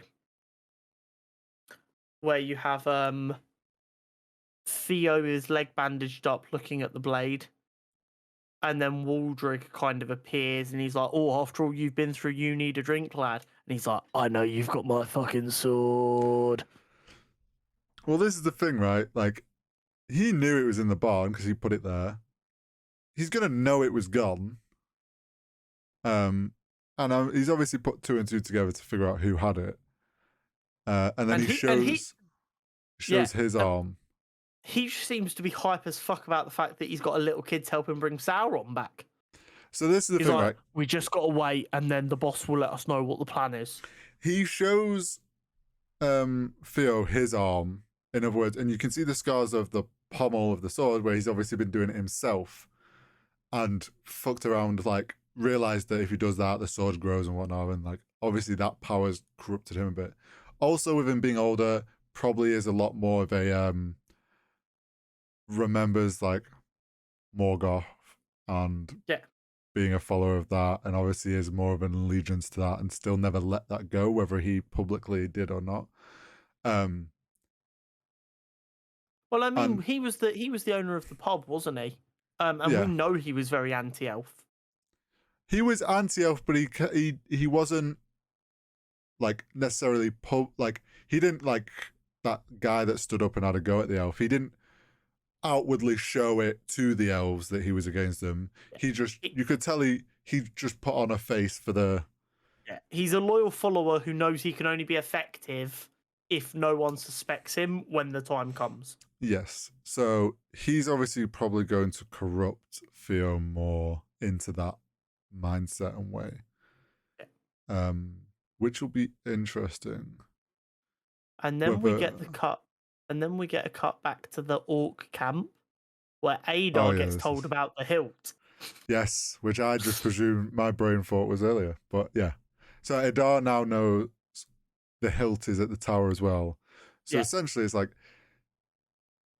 let's be honest, even if they side with Adar, he's still going to want to come and get that hilt.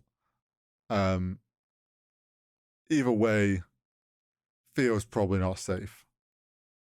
Very, very much. Unless he presents it to Adar or something and asks for his fucking allegiance. So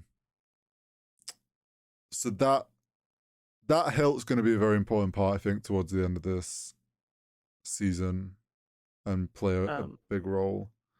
Then we get to see Galadriel getting banished. Yes, she's being marched towards the ship. And then as she gets on the boat and the boat starts rowing away, the tree starts fucking shitting off leaves. Like, oh no, red alert, red alert, red alert, Nino. And then all of the people who know just kind of side-eye at each other like, shit. You get the Queen's walking away when it happens, and you've got elf friend bloke.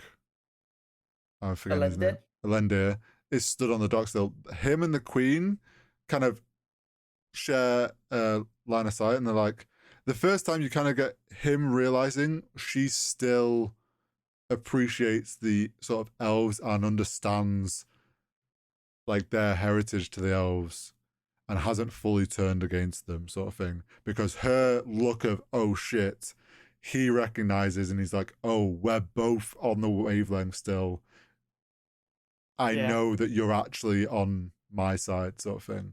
That scene had big energy when you're playing like an RPG game, and like you choose a dialogue option, and then all of a sudden everyone draws their weapons, and you're like, shit, wrong option. Well, it's like when you pick a dialogue, and then in the top right, it's like, so and so will remember this, and it's like, shit, I picked the wrong thing. No. So then there's the next shot is like Galadriel's back on land. It's not quite. It cuts to her like addressing the people. We don't actually see Galadriel get off the boat. Oh, I thought we saw a shot of Galadriel. I can't remember. Unless I'm misremembering, I thought it cut to the Queen addressing the people, and then she's like, "I've decided that tomorrow I will take the elf myself," and then she walks out behind. Yeah. And she's like, "And we're going to the Southlands to fight this evil." And then Farazan's like, "Sweet, we're getting rid of the elf. The Queen's gonna go die. All the power to me. Who wants to help her?" Yeah, so he's obviously. I think this is where we're gonna see him make a play for power while she's gone. I mean, the logic to me would suggest that he's doing this to try and get all of the Queen's loyalists off of Numenor, so that everyone's like on his side. This is the weird thing to me, is like they're known for having a great army.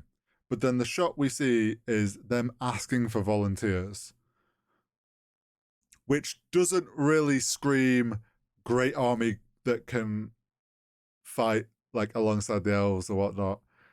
I feel like this... Do you know what I think it is? I think it's like, you know, you got like the Queen's Guard in this country, which is your soldiers who are very ceremonial. Yeah. I think they have quite a prestigious army in that ceremonial sense. No, they're meant to have like a very powerful army. Oh, okay. Maybe they were just worried they didn't have enough peeps. So, my thought is, she doesn't want to take like a full-on army yet. It's more she's going to go over and be like, find out actually what the fuck is going on. So for like their first trip, they're just like, okay, well, do we have people that are willing to come over? Because it's probably going to be a one-way trip sort of thing. Which we get his son puts his hand up, and then his two mates who also got kicked off from being Maritimers or whatever put their hands up because they're like, oh, well, finally we got a fucking chance to actually be on a boat and do what we wanted to do. And I think this is where we're gonna get that they're gonna end up over in Middle Earth. Yeah. And this is gonna be actually the start of the downfall of Numenor. Which is really interesting though, because obviously when Galadriel was getting sent away without their help, the leaves start to fall. But Numenor still falls, even though they try and help her. So was Numenor destined to fail? I think because, let's be honest, because it's already written to fail, like they have to lead to that. It obviously just they've potentially delayed the start of it. I guess my point was they changed their mind based on the fear from the tree. Yeah. Yeah. So they changed their mind. So it looks like both options ended in failure for Numenor. It would have been interesting if the tree didn't do anything, but she like decided to help, and that's actually what led to Numenor going wrong. And like, oh, Numenor should have stayed out of it, and they'd have been safe. So here's what I read it as. It's like essentially the fate of Numenor is unchangeable. Like it's going to happen either way because the gods are foretelling it, and it's like no matter how many different decisions you try to make against it, it always finds a way that it's going to end up falling, sort of thing. So no matter what they actually try to do, they can't avoid the fact. I think what it was like them sending Galadriel off on her own would have been the fast track. Because that's them separating themselves from the elves, which is where the downfall essentially comes from, is they essentially are like renouncing the elves, so then the elves are like, well, fuck you. For all we know, maybe the queen like stops backing Galadriel at some point, and that's what leads to the fall of Numenor. Well, they start supporting her and then withdraw that support. I think it's going to come from what's he called? Farazan. While she's gone, he's going to grow in power, and he's going to take control of Numenor, and there's this like civil war split. I'm pretty sure is actually how it's meant to lead up to. Is there's like a civil war split where those that want to support the elves all leave and go to Middle Earth, and then those that don't stay, and then the ones that stay end up getting sunk. Fair enough. But yeah. I'm very well aware of the fact that we're about to hit 2 hours and we've still got 3 episodes of Andor to go through. Yeah, we have talked a long time about Rings of Power. This is why we don't normally do extensive notes, because we don't forget anything then, and therefore we talk about everything. Yeah, we probably should get in a habit of like less covering the episode play by play and more just covering the episode and like the big important like breakdown points. Especially with all the shows we've got going on. But yeah, we're about to hit the 2 hour mark. So this is okay. If you're listening, stand up, stretch your legs, give yourself a little shake out, pause. Okay, now that you've unpaused, pause again and go for a wee. And now we'll continue. There you go. You've had yourself a little break. You wash your hands. We didn't get to have a little break while recording this, but we've built a little break in just for you. And while we're in this little break, make sure you hit that like and subscribe button if you've got this far, because you're a fucking psychopath and I love it. And we also have a Forbidden Planet affiliate link down below if you want to get any comic books or anything. Yeah. Andor. Yes. 3 episode premiere. Yes. I was fuming because I was like, what is the point of doing a 3 episode premiere? I think it makes sense based on what I've seen in the 3 episodes. Yeah, it's a similar situation to what happened with like Rings of Power. It's like 2 episodes start, and after everyone saw the 2 episodes, they're like, okay, I'm glad they did 2 episodes because it allowed them to set it up and get the pacing going. Yeah. Same sort of So, thing with Andor. so yeah. In my So we opinion. start on the planet Morlan 1 Yep. in BBY 5. So, I mean, you might know if I'm wrong or not here, Jorge. I'm pretty sure that BBY is before Battle of Yavin, which is Yes. the end of episode 6. Yes. In traditional Star Wars films. So this would be 5 years before the end of the original Star Wars trilogy, to give your reference of time frame. Yeah. Yeah. I don't know if that battle's the end of episode 6. Is it not Yeah. the end? I thought it was episode. Battle I of thought that's how episode Yavin. 4. I could be wrong. Let me double check. I always thought it was the end of episode 6. Battle of Yavin, also known as the Battle of the Death Star or the Miracle of Yavin.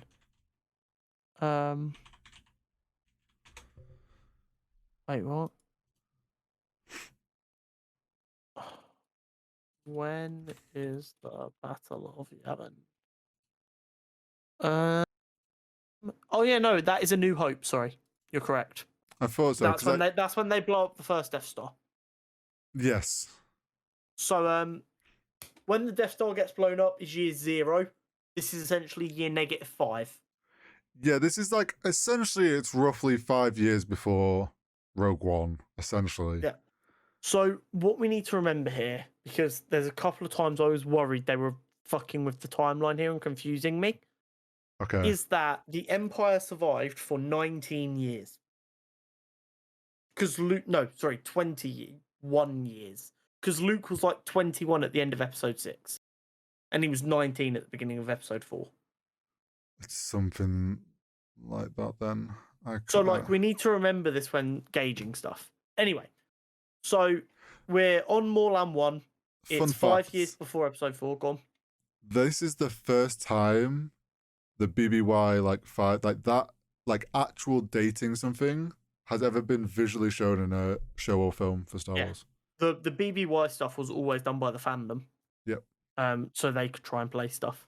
And it's good to see that they've adopted that because, I mean, if the fans decide something is like locked in, you've either got to accept it or find another way of doing the same thing. I think it was they recently, or not too long ago, put out like a timeline book and they referenced it in that, and that was them sort of officially being like, okay, we'll start using this. So we see Cassian entering a bar/club/strip club kind of establishment. Yeah. Walking through like the underground sort of streets and stuff. Yeah. And he speaks to like the main hostess lady of this place. And he's looking for a girl from Canary. Yeah. She's like, oh, she left, and she's like, why is you her boyfriend? And he's like, no, she's my sister. I'm just looking for her. And then she's like, well, and then she's like, well, we have someone else with dark features similar that's from another place. I thought for a minute we were going to get very traditional Star Wars like bar fight shit, like in episode 4, when them two guys were like, what are you looking at? My friend doesn't like you. Oh, sorry about that. I don't like you either. But instead, go on. I was just gonna say the guards like clearly annoyed that they're not getting the better treatment. Attention. Yeah. So then Cassian's like, okay, this will bust. I'm gonna head off. And the guys, because they have fragile egos, follow him. Yeah. And try and shake him down because they're like the security/police of this like system because it's owned by their corporation. Yeah, it's all private security hired by the Empire. That's like, sort of thing. Yeah, exactly. And basically, when they're trying to shake him down, Cassian throws one against the wall and he kind of dies by accident. Well, he headbutts him backwards. Yeah, and he like snaps his head off the wall, doesn't he? Yeah, like falls and like. Yeah, we don't really properly see why. What? Yeah, but I mean, it's an accident. Cassian didn't mean to kill that guy. And the other guy was like, hey, it's fine. We can cover this up. It's not going to be a problem. Just don't kill me. And then Cassian's like debating it, and then Cassian just fucking executes him in cold blood. Well, we get this thing of like, these guys, clearly a security, start trying to shake down a guy, which is dodgy already. It goes wrong. So then one of them's like, oh, we can cover this up. We can just lie about this. Which kind of sets a precedent for the whole show of like covering up things. Corpo and shit, yeah. And then he's like, he kind of snaps out and he goes out and he just shoots the guy. Very like brutal start to a Star Wars show. Yeah, but I liked it. It set the tone. It's very street level of what we were wanting from Andor, which is like the more of the underbelly sort of like. Yes, very much. The corrupt sort of shit that goes on and people don't really care about. At which point he like runs away, leaves the planet. Yeah. And then we cut to Ferrix. Yes. Where we see a droid just chugging down the road. And then like a space dog pisses on him. Yeah. Oh, how else would you describe it? And then he like pops out a little zapper and zaps him. This is my next comment, and this is spot fucking on, by the way. Major Wally vibes. Yeah. Tell me I'm wrong. No, that scene where we're introduced to B is proper, like, just chugging along with his truck. Looks like quite a happy-go-lucky droid, just chilling, no people about. Yeah, and it's like a very battered droid and been around a while. So he then rocks up to the ship that Cassian's kind of fallen asleep in, which looks like a crashed out ship. We find out that the droid is called B2EMO, but he's just called B by everyone. B2EMO. I wrote down here that he's Cassian's droid, but we later find out that's not the complete truth. Yeah. We then get our first of many fucking flashbacks, and this is going to be something that's going to annoy a lot of people. I get why people don't like it. However, having watched Green Arrow, I'm used to flashbacks. Yeah, and it's. I think nowadays, like, it's not too uncommon. Yeah, as long as you do it right and it doesn't get confusing, you should be fine. But anyway, we get a flashback of Cassian as a young boy with his sister on Kenari. Yeah. And I mean, we don't really get to understand any of the conversation because anytime they're talking, the subtitles just say "talks in Kenari," which is very helpful. Well, it's obviously purposefully done. Yeah, I think it's very much to show that it's quite a primitive species. Yes, and I think it's also a very primitive version of humans because they are still humans. They also, I think, don't want to they don't want to let on to everything about his backstory yet. So they're showing us, but we don't understand anything we said, to keep some stuff shrouded in kind of secrecy. And then we see a ship come crashing into the atmosphere, and everyone's very interested in this. I just wrote ship crashes ? Order 66 again ? Because like I said, I'm trying to put this in timeline order. This is about 15, 16 years ago. Depending on how old Cassian's supposed to be, this could have been around the fall of the Republic. I don't know. Because it doesn't feel like that was a ship that... Like, it's not any... It doesn't look like it's anything to do with the Jedi necessarily. Like, we see later, and like, it's jumping ahead a little bit, we see later exactly. Like, this is what I'm writing as I'm watching it. Yeah. I don't... We see later that it's, like... a Republic ship. But well, the people have died, but they've been poisoned. Yeah. So there's obviously... It's very interesting to see what the cause of that is going to be. Well, something... When you actually see it crashing, there's like a plume of yellow smoke comes out the back. Similar to how they turned yellow, but we'll get to that later. But yeah, there's the ship crashes in their homeland. So then we the flashback ends and we get B asking Cassian loads of questions about where he's been, what he's been doing. He's got a really kind of, don't necessarily want to call it cute because I understand for a lot of people it's quite a debilitating thing, but he does have like a stutter that's used to kind of make him quite personable. I think it's that, and also to kind of, they're trying to sell a bit as well that this is an old droid. Yeah, his like, vocal chip's a bit fucked potentially.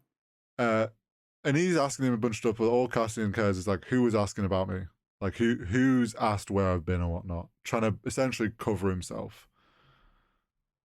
And then he rushes off into town, tells B to go home. And tells B to lie for him, of which I thought it was cool that B's like, oh, I think I should have enough extra power for that. In the same sense that, like, it takes humans more energy to lie. Well, yeah, because they have to, like, compute, okay, so what's not going to lead to more questions, and I need to, like, preserve that data, but I can't preserve the data and overwrite the truth because I need to know what the truth is, because otherwise I might, if I know I'm supposed to be lying, but I override the truth with the lie, that then becomes the truth as far as the droid's concerned. So then the lie might actually end up being the real truth. So, like, I could understand why that would take a lot more power. Yeah. And it's very cool that they do acknowledge that. And then he rushes off into town. Yeah. My next comment is simply, B2 EMO is elite. I love him. Well, he's very clearly the droid that is going to be very personable and the thing that everyone falls in love with. Well, I mean, Rogue One had my next favourite droid, which K2. was the Imperial droid, K2. Yeah, fucking brilliant. He's great. Can we also mention the fact that B2 was never in Rogue One? Which I think that means something's going to happen to B2. No, nothing's going to happen. He's just not there. He stays with Maveen. Stop it. Stop being a dick. B2 is fine. Anyway. Let's come back to this clip. We see Cassian go into, like, the main town of Ferrix, and he's kind of watching, like, a load of workers arriving. And it's like, okay, so is this part of his mission looking for his sister? Is he stalking someone? And it's no, he's just looking for his mate Brazzo to set up an alibi because he committed 2 murders last night and needs an alibi. Yeah. And gives us a little bit of insight into the type of town this is, and very industrial. We've already seen him in a scrapyard. Everyone's together. Everyone owes everyone a favor, and there's always money that people are lending each other, so everyone's in debt to everyone. And while it's a pretty rough and ready place, it does seem like if you're part of that community, it's probably quite a nice place.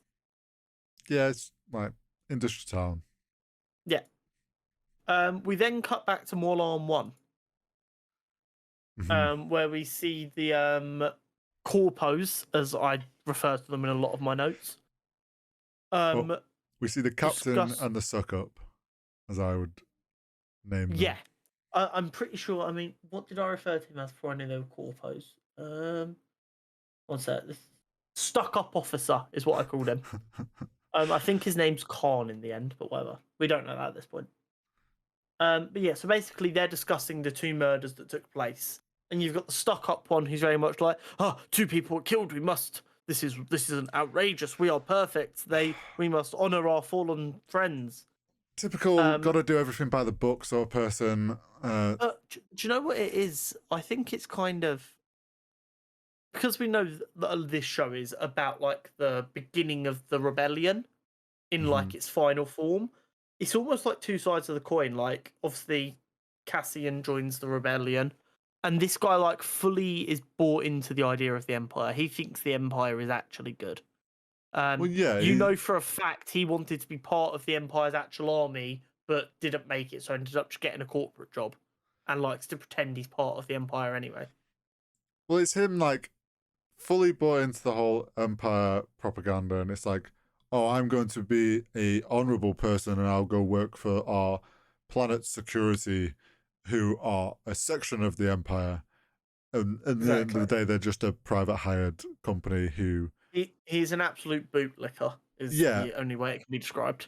Which we instantly get, like, the vibe of that from the fact that the captain goes, if you're to join a uniform, it's like, well, yes, I've added a couple of pockets and piping and tailored it, and it's like this slim fit. And then you look at the captain who's in, like, the baggiest, like, rugged looking just uniform. Overalls, essentially. Doesn't really care how he looks. Yeah. And he's just like, just cover it up. Cover it up. The Empire don't want to know this has happened. I don't want the Empire to know this has happened. our guys were where they shouldn't have been, doing what they shouldn't have been doing, after drinking something they shouldn't have been able to drink. Just cover it up. And also, he's like, I'm off to do a meeting about basically go and do a report to his upper boss. And he's like, typical, I don't want any problems, so I'm going to cover up anything that's going to cause me a problem. And I don't want anyone coming around snooping what we're up to, so we have an easier life and an easier job. Exactly. But I've lost where I am. There's so much shit on my screen. Then we go. I think we go back to. Yeah, we go back to Cassian. Going to see Bix. Yes. Who is clearly his friend fixer. Basically, when he finds stuff from the little scams they run to sell, she's like his fence, I guess. She has a guy that can buy the items. Cassian's well aware shit's about to come crumbling down. So he's like, hey, call your guy, I've got a big ticket item. They've obviously got like some long-standing relationship going on. Yeah. I think it's just a relationship built off of trust and work and friendship, just because they've worked together so often. Possibly, or she's some affiliation to the older woman, which we get introduced to later. Yeah. But yeah, he's like, I've got something to sell. She's like, yeah, at the end of the month when we always do it. He's like, no, it needs to be now. Yeah. And I said it's cool seeing the dark, seedy underbelly of the people during the Empire's reign. And like, don't get me wrong, illegal selling of shit still happened under the Republic. But it's just interesting to see how it's different under the Empire. I.e., he's essentially selling something that's going to allow ships to smuggle stuff through Empire checkpoints with no issue. Yeah, at this point, we don't really know exactly what he's got. Yeah, he says what it is and that it's got a seal intact, but it's all very much sci-fi stuff. Yeah. But you get the impression it's something that's going to allow people to transport stuff easily. Because she's like, why have you only just told me this now? Blah, blah, blah. I've lost myself again. Yeah. He manages to convince Bix to make contact with her buyer. Yep. And we meet Tim, who is hyper angry / jealous of Cassian and his relationship with Bix. Because he like calls Cassian out as he's leaving Bix's like workshop. He's like, every time you see her, she always gets so worked up. Well, and I get like, the Tim sense clearly isn't happy. So this is why I feel like there's a longer standing relationship wherever it's come from. But it's like obviously that sort of thing of new boyfriend, but they're not like it doesn't seem like they are dating, but they're not like properly. It's new. Yeah, so it's like obviously that the whole new boyfriend sees this girl he's dating has like a guy best friend, and he doesn't like that they have a stronger relationship than what they're building, sort of thing. Feels threatened, sort of thing. Yeah. I've got written down here that at that point there's another flashback to Canary, but I didn't write anything about that flashback, so I can assume it was only pretty empty and just like a lot of talking Canary, which we don't understand. Possibly. It was maybe another. I'm trying to remember. There was one bit where he was talking to his sister a bunch. Yeah, this is definitely before like the face painting stuff. I think this is when like it looks like there's a discussion going on about what to do about the crash ship. Yeah, possibly. Or it might have been that's the kind of vibe. A bit of an aftermath of that original shot. Yeah. When we come out the flashback, we're back on Moorland 1 with the stuck-up officer, who's clearly very unhappy with the cover-up. Yeah, and because Captain's fucked off, he's now in charge. Yeah. He starts just directing people to help get information. He's like, oh, what's that ship? Find out where it is, where it came from, where it went, blah, blah, blah, blah, blah.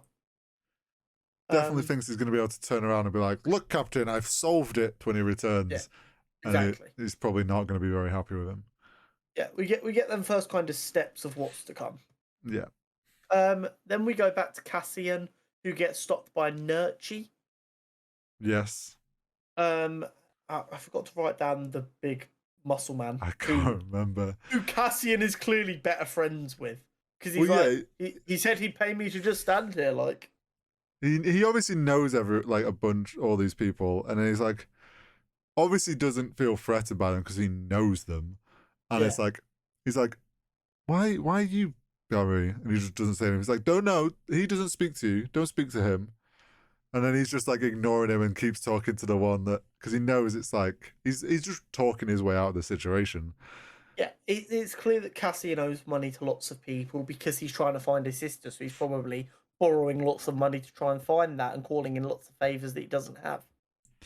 That, and I think he's also like, he says he's got money in that money's already in play. So I wonder if his money also went into getting him this item. Oh no, I think he put his money in crypto just for the dip. Oh. But I get the sense that like that money obviously played some part in him. Yeah, in a scam he's running to make money, or in helping to find his sister, or whatever. Yeah. Yeah, I think more so this cube, because he's like,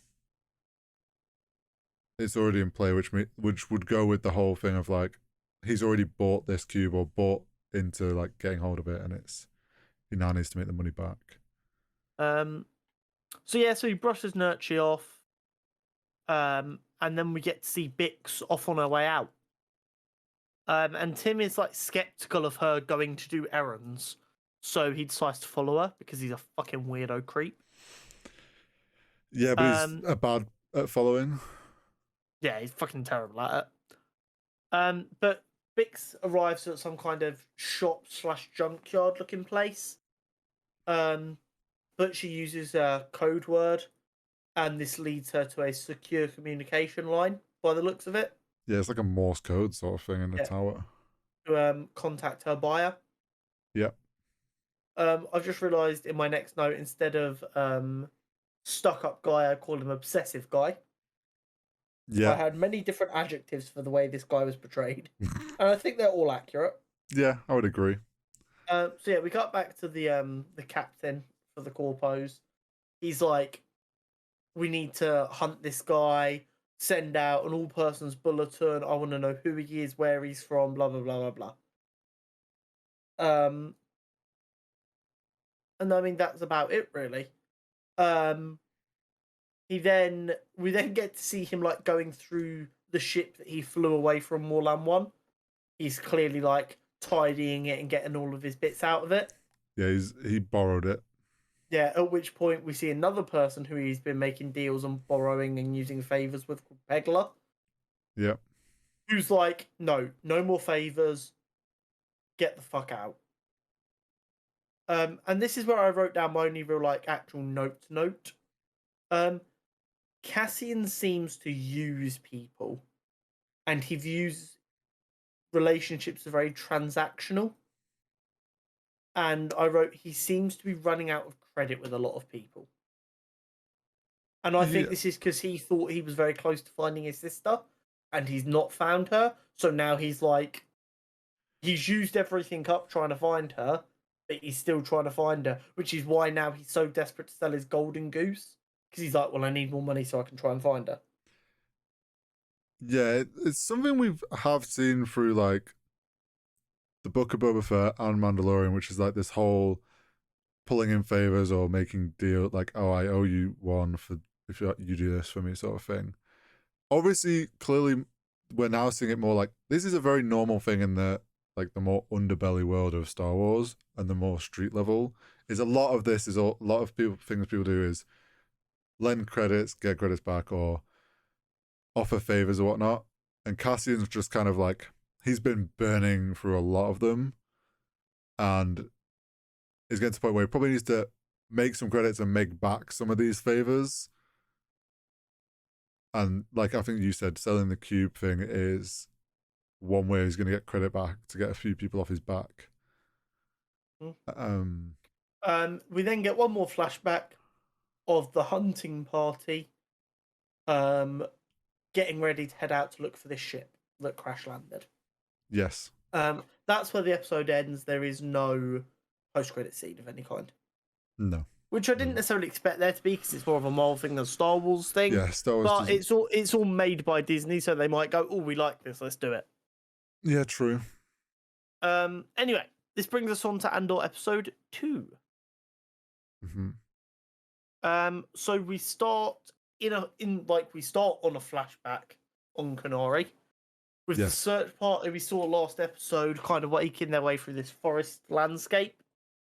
But Cassian kind of is following at the back and then splits off briefly, and we see like a big quarry that looks like it's been mined out by some very advanced technology that doesn't seem like it would have been the Canarians who would have done this.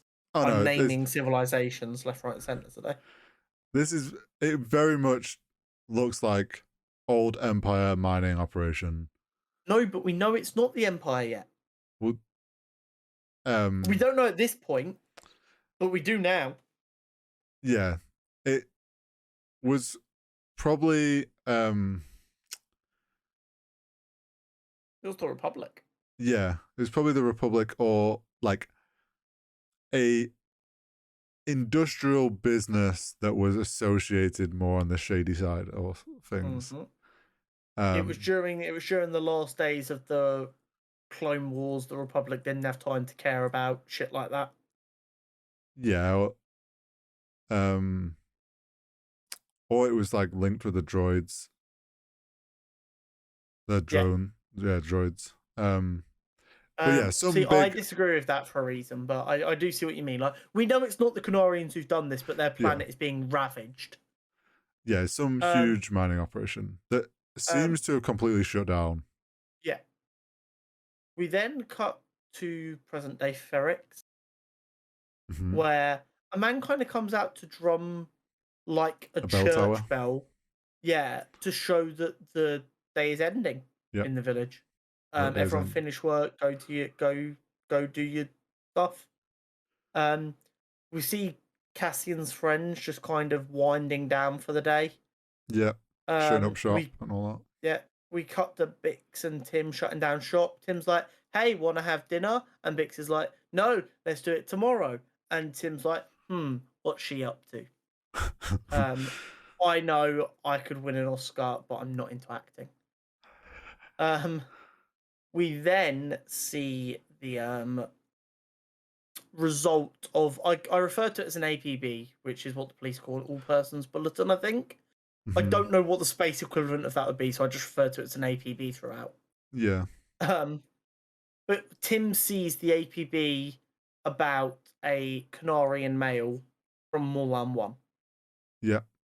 At which point we cut to Cassian visiting an elderly woman called Marana. She's freaking the fuck out about the APB that she has also seen. Yeah. And she's like, "Who have you told you're from Canary? On your paperwork, we've listed you as from somewhere else. I can't remember where. But I know for a fact you fucking told someone you're from Canary. Who's gonna rat you out? Follow your leads, work out who the problem is, make sure they're not going to be a problem." Yeah, he's like, at first he's like, "I haven't told anyone," and then, or she's like, "Who have you told on this?" And then he starts naming their close people. And she's like, "Well, obviously not those people," because and he said, "Well, you wanted a list." She's like, "I'm more worried about your lady friends." Yeah, she's a very mother-son relationship. And well, at this point, we don't really know who this woman is, so it's like, I mean, that was the vibes I was getting. It's very much like a woman, a more mature woman who cares about him in a familial way. Yeah, and obviously knows more about his past. So then B mentions something, and I can't remember what it is, which is what it caused him to run out and go. Bitch and Spix. Yeah, he does. So then Cassian leaves in a pretty big rush. Yeah, and he goes to meet Bix in a bar.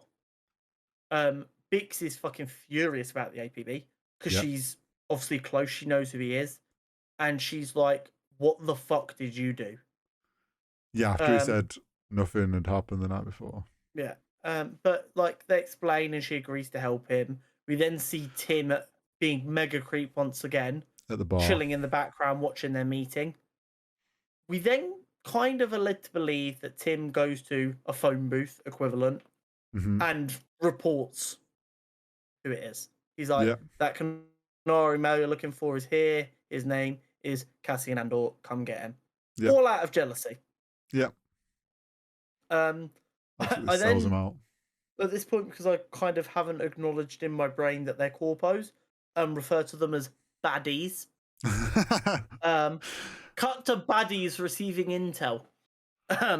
It's just the guys like, oh, I don't know, and like you've got the stuck-up dude like, yes, information. I'm so good at my job. Let's go get this bastard.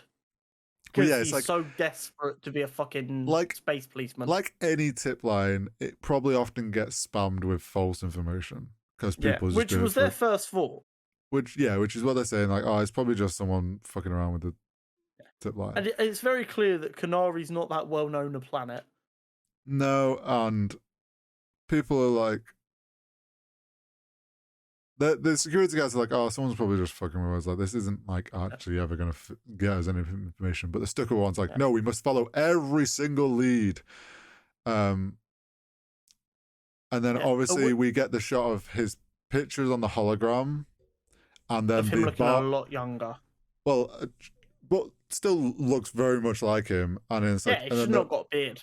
And then the bar woman being brought in at the back, obviously for questioning, who they're obviously going to probably go to, is this the guy that was at the bar? And she's just going to go, yeah. So that's probably how they put, they're sure that this tip is sound. Yeah. At which point Bix then goes to visit Tim. She's like, is it too late? And Tim's like, no, not at all. And then my next bullet point is my favourite, I think, in the entire thing. Sex / Tim feeling guilty about Cassian. See, I don't think he's guilty about Cassian. No, I think he does feel a little bit guilty. I think when she rocks up to see him and he realised Cassian isn't actually stealing her and it's just work, I think he's a little bit like, oh, this isn't going to go well. She's going to be angry. I think it's less he feels guilty about what he's done to Cassian. I think he's more worried, is this going to bite me in the ass with her? I mean, he might be into that. Like, aliens are weird. And then we're back to the baddies rallying to search for Cassian. We get to meet another one of these weird people who work at this corporate outpost who are like, yes, I am a soldier. Well, yeah, we get to see like police head officer off the street versus the office guys that we've been seeing. And he's like, them two just kind of circle jerk each other. Yeah, very much both. They're like, oh, we're so good. Yeah, both for the cause sort of people. Very good, sir, that you are willing to, like, not enough people like you. Very willing much to go the extra mile, blah, blah, blah. It's like, shut the fuck up. Go lick some boots. Anyway. Clearly has altered his uniform as well. Yeah. We then go back to, I've got it written down as the old lady here because I couldn't remember her name. Mavara. At home, looking quite concerned about the entire situation and where's Cassian, what's he doing. We then get Cassian looking around a shipwreck for the drive that he's getting ready to sell. Oh yeah, back at the one he slept in. Yeah. We then get another flashback, which is just them getting closer and finally seeing the ship crashed, I believe. Yes. And don't they approach it at the same? That's the next flashback, I believe. Okay. Oh yeah. So we get a flashback of them seeing the actual ship crashed, and there's a couple of bodies littered around. You're like, oh shit, what's happened here? Yeah. We then go back to present day, and we get a stranger. Ship comes out of the sky. lands on Ferrix very far away. Also has some discussion with his like droid Ship. AI ship of being like, Yeah. there's Where no can I closer, park? no closer option, not that's dodgy. You got to walk. And he's like, for fuck's sake, okay. Yeah. And then we see, and I really liked this, the drumming starts again to show that it's morning time. And it's like a really nice way of, without making a big deal out of it, showing the time cycle. It's like all of this has happened in like 24 hours. It's Well, the morning after he arrived back on Ferrix. We're well, having a very but. it also shows how this whole city and the planet we're on is like a very much an industrial clock in, start the day, clock out, same time every day, in and out, like regiment. Also love the drummer guy. He's very much into it. Oh yeah, he loves his job.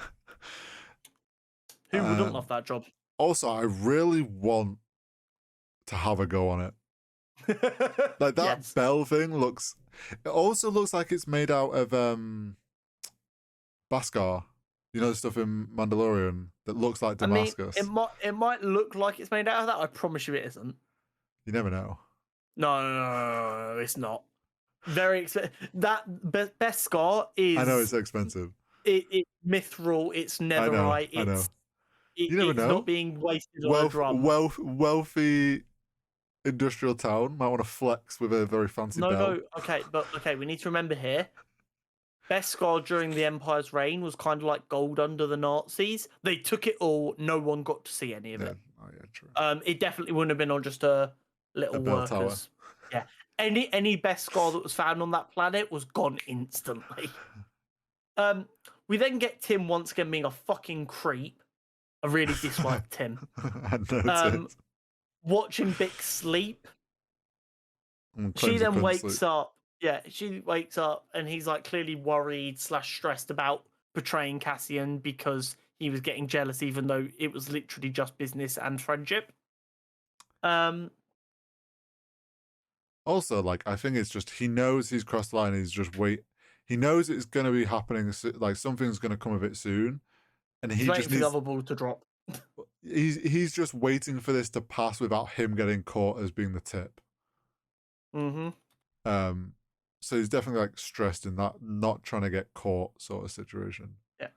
We get more of a flashback. Yes. At which point they approach the ship. Yeah, the leader girl. Yeah. I noticed that they were all kids as well. So I don't know if we're going to find out that something happened to all the adults not long before this. But this was clearly like a slightly older girl, but still like 16 at most. She's like slowly approaching the ship. She gets past the first body and starts moving on. At which point that body, very zombie style, just kind of rises from the ground and shoots her in the back. Yeah. At which point all the kids break down in tears and like blow dart the fuck out of them. Yeah, they all freak out. Of which he looks one side, starts shooting, gets darted in the back 10 times, turns, shoots at the other tree line, gets darted in the back again. They are accurate as fuck with them blow darts. Oh yeah, I can't lie. I then put Canary was destroyed by Empire ? But I was a little bit confused about timelines and stuff, so I was just assuming that's what it would be, but I didn't know for sure. I'm wondering if the mine like forcefully recruited like their parents and stuff and made them work their mines. And you could well be right. Whatever happened to the mine and caused it to shut down. We know the slave trade under the Republic was a big problem. So it would make sense that they would use local, well-abled people. They'd be seen as a primitive species. The Republic would be able, because that Canary wouldn't have like a representative in the Galactic Senate. Yeah. Sorry, the Galactic Republic. They could easily just like turn away from someone using them as slave labor. And we don't know what happened to the mine, but obviously something happened, so maybe that's what happened to the... Yeah. They probably all got killed or something. And that, I mean, that's kind of the end of... Oh no, we see that all of the people go down to the body. Yeah, all the they kids pick go up down to the the body. leader girl and Yeah. start carrying And her then away.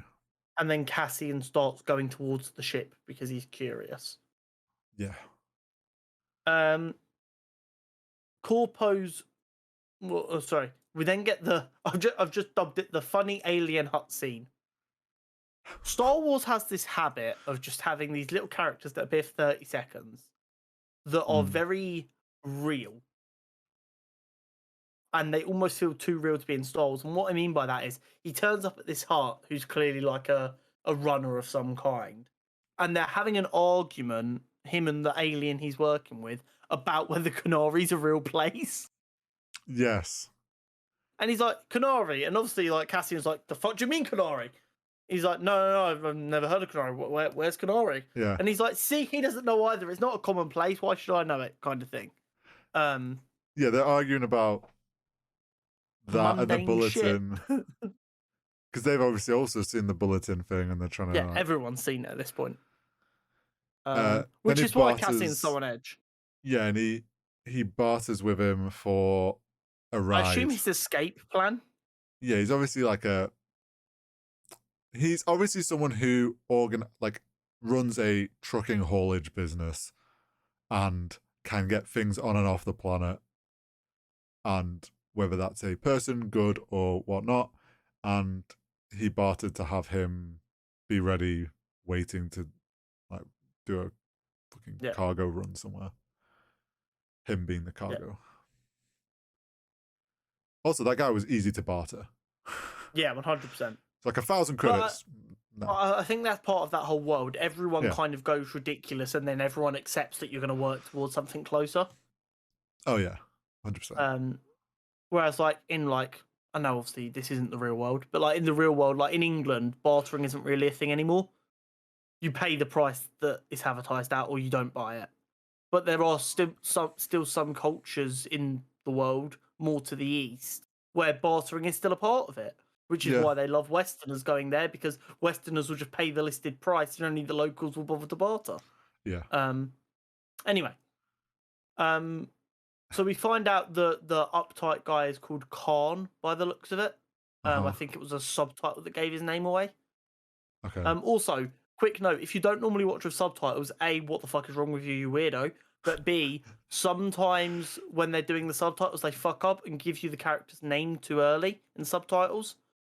Which can be very easy if it's really difficult for you to remember a character without having a name. Also, especially for Star Wars, the majority of the time when anyone's speaking a alien language or whatnot, they will subtitle it. Unless it's like plot pertinent, they don't. So it's handy to have on for Star Wars. So my note about Khan was Khan defo wanted to be part of the Imperial Force, so desperate for power. Well, no, do you know what I'm getting, right? Khan is this person who is a bootlicker, but is a office.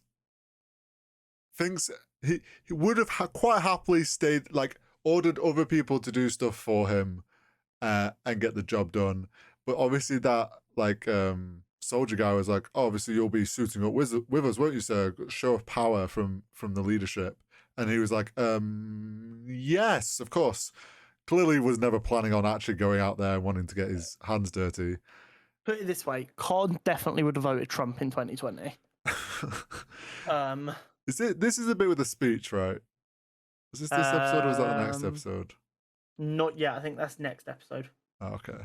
But yeah, like he clearly... my next comment was even better. Yeah.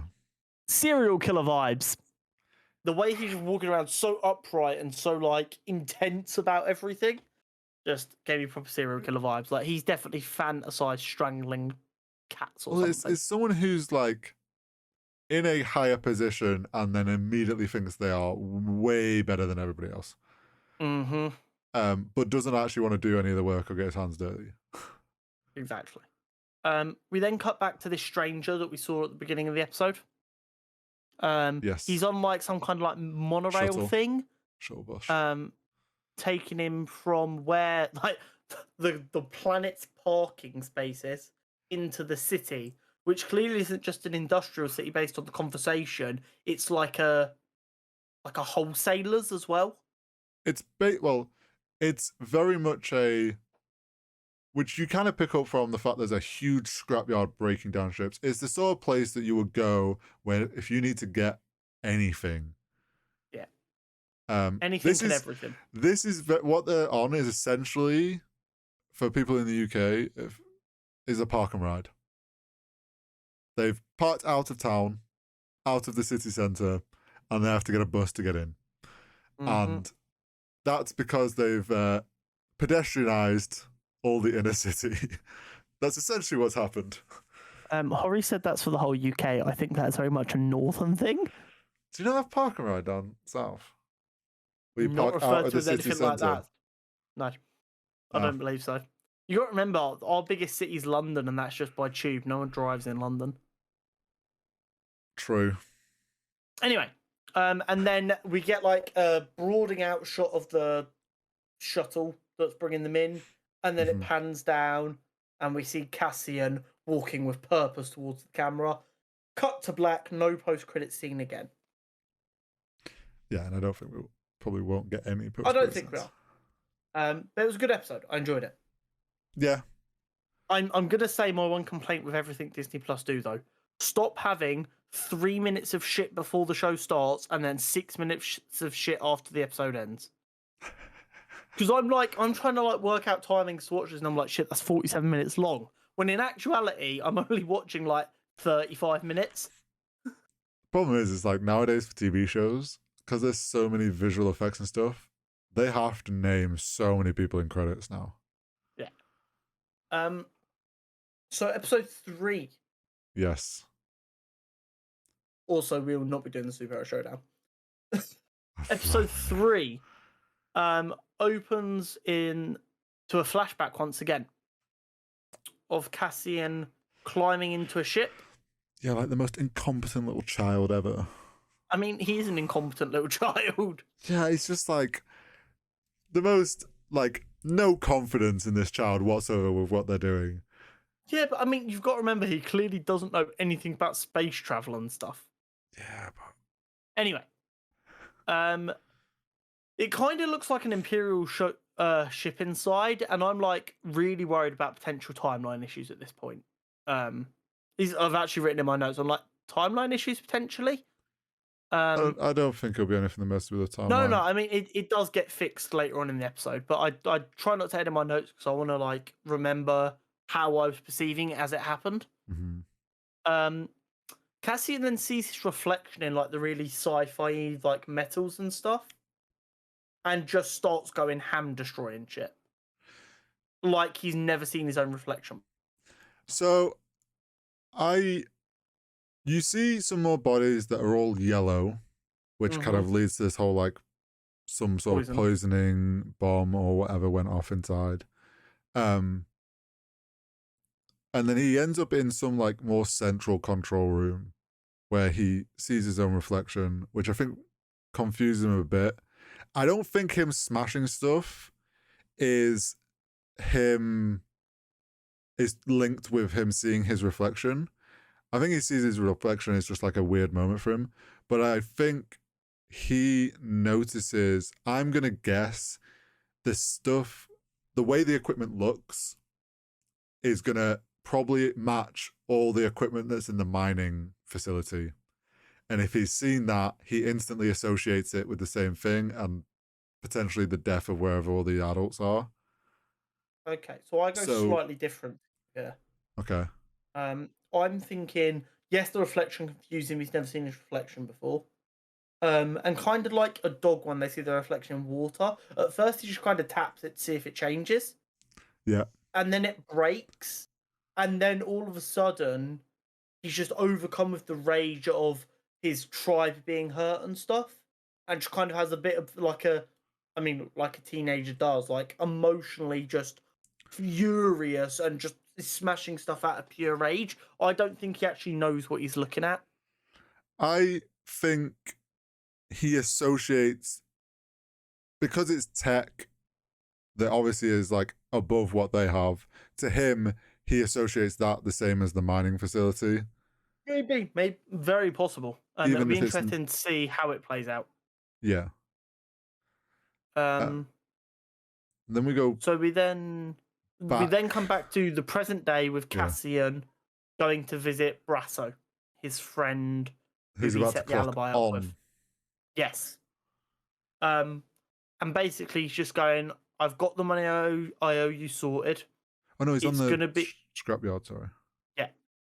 It's gonna be with Marva. Mhm. I'm going away for a while. I will come back. But please keep an eye on her. So you can see Cassian definitely views her as a maternal figure that he cares about. And you know that Brasso is one of the few friends he does truly care about because he's making sure he gets his money back. And Brasso obviously has some care for Marva as well. Yeah, There's obviously Brasso some link does. there. Yeah, and Brasso is definitely concerned about why Cassian's just disappearing. Yeah. He doesn't know where he's going. Yeah. So we then find out that the stranger has finally arrived into the city. Yes. He's And no then we weird also fella find with out. him. Yeah. We then also find out that the stranger is in fact Bix's buyer. Yeah, though I kind of had put this together by this point. I was assuming that's what it was going to be, but this is the point where they make that obvious. That's what he's there for. Mm-hmm. Bix is pretty panicky. She's like, shit, because obviously this is the person who essentially makes her money. Yeah, she didn't want to ruin that relationship. Exactly. So she's like, shit, I couldn't get the message to you in time. Corpo's going to be here soon. If you want to delay this and get gone, I get that. I'm trying to give you as much notice as possible. And he just doesn't seem to really give a fuck. He's like, oh, it'll be fine.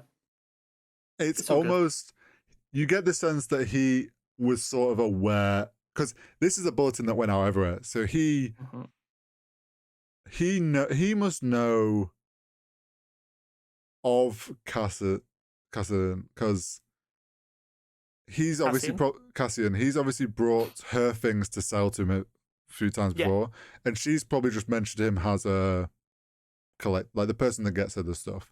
Yeah. So he obviously knows of him, and I wonder if he'd put two and two together and kind of knew the situation that was at hand and was like, well, this is more important anyway. Yeah, quite possibly. So then we see the corpos.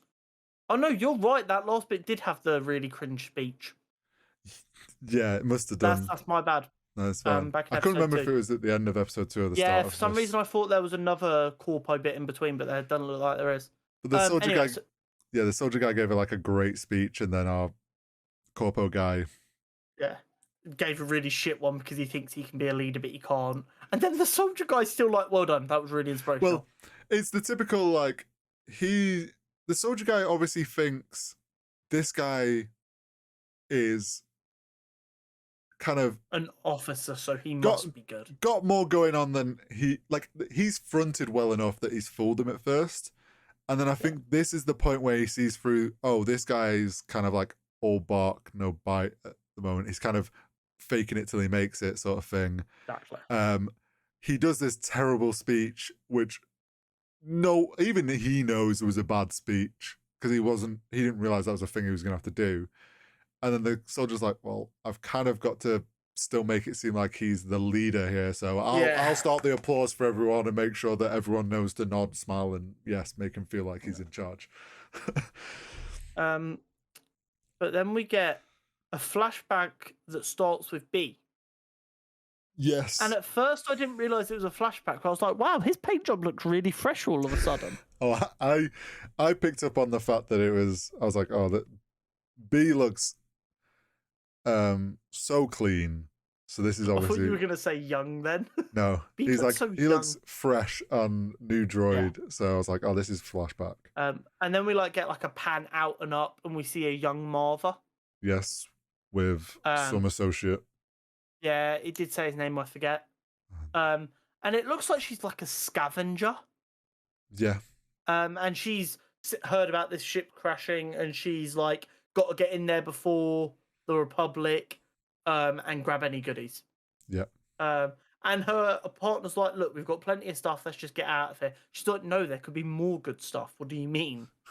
Yeah, we still got time. And then they hear smashing. Cassian beating the shit out of the monitors and To like which- the dials and stuff. Her friend's like, we don't know what the fuck that could be. Because one, it could be a creature off the planet, because they don't know this planet. Like, something could have got inside. Two, they don't know why it crashed. So it could be something that caused it. They're like, he's like, well, I want to fucking go and face whatever this could be. Turns out it's just a little child getting out his teenage angst. And like, although we have seen that they're definitely a little bit primitive on Canary, I think the primitiveness was really shown with them not even having an idea what the fuck he was trying to say, and his reaction to seeing B. He saw this little droid just like appear in between their legs, and he was like, "What the actual fuck is that?" Yeah, and then not understanding what they're saying to him, just like freaking out at them. At which point the flashback ends. Oh no, she gasses him, doesn't she? She sedates him to chill him out. Yeah. At which point the flashback ends with Corpos getting off their ship on Ferrix. Yep, different landing spots. There was like showed obviously one of them in the scrapyard. They landed in some like slightly more industrial area. Yeah. I forget what the third one was. We then get another shot of the stranger walking through town. Yeah. And then that shot kind of had nothing to it. It was just, I think, to show him traveling towards the meeting with Cassian, and they were just like trying to interlay that footage to show the progression. Yeah. We then get like the corpos like spreading out through the city and all the locals' reactions. Because while the corpos are responsible for this planet, they clearly don't spend a lot of time here. They kind of leave them to do whatever they got to do. Yeah, and at also, which point everyone's like, "Oh, the Blues are here. What the fuck's going on?" It's those typical like town doesn't like law enforcement. It's like that they're here because they're hired by the Empire, and it's like they cause more issues than it is worth. We can manage ourselves. We don't need them, sort of thing. Then we go back to flashback again. Yes, we get another flashback. This is when we find out it's a Republic ship because her comrades like the Republic are coming. Yeah, we've got to get gone. Leave the kid, and she's like, "No, they're going to kill the kid. We've got to take the kid with us." So this restored the timeline issue because my concern was this is 5 years for A New Hope, so this is like 14 years into the Empire's reign. Yeah. We can't be expected to believe Cassian's like 25, 26, and there's no way he's older than like 12, 13 in the flashbacks. Which is why I thought Order 66 to start, because the downfall of the Republic was very believable. And it might be around that time, but we know it's while the Republic is still a thing. It's those end of the Republic days sort of thing. Yeah. And she basically said to her mate, "No, we're saving the fucking kid." And they put him on the honorable ship, and like the whole takeoff, and it's like sunrise. Yeah. Oh no, that's a little bit later. Oh, is that later on? We see them walking towards the ship with him in her arms. Because I've got a point about that later, which I thought was very cool. Then we get lots of very fast-paced cuts, and if the fact with like the in-depth notes I have, the fact that I've written very fast-paced cuts, there was a fuck ton of just as we cut them out all over the place, seeing all of the characters and friends we've met on Ferrix, seeing all of their reactions to the corpos arriving. Yes. Obviously, Bix knows that the corpos are now here, and the corpos also arrive at Marava's house looking for Cassian. Yes. We then have the corpos ransacking Marava's house, like destroying it. You're looking for any clue. Yeah. And then in block caps, I have corpos hurting B. Because they're like getting ready to like torture the fucking droid, which is not on.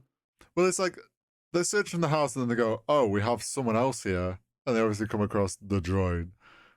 And as they're trying to get information out of it, and it's not answering, so they're obviously going to like plug into it somewhere and get it to actually like expel its data. To which then Cassian tests the fucking comm link. Yeah. Typical So bad Cassian, timing. yeah, Cassian gets heard through the comm link he gave to B by the corpos. But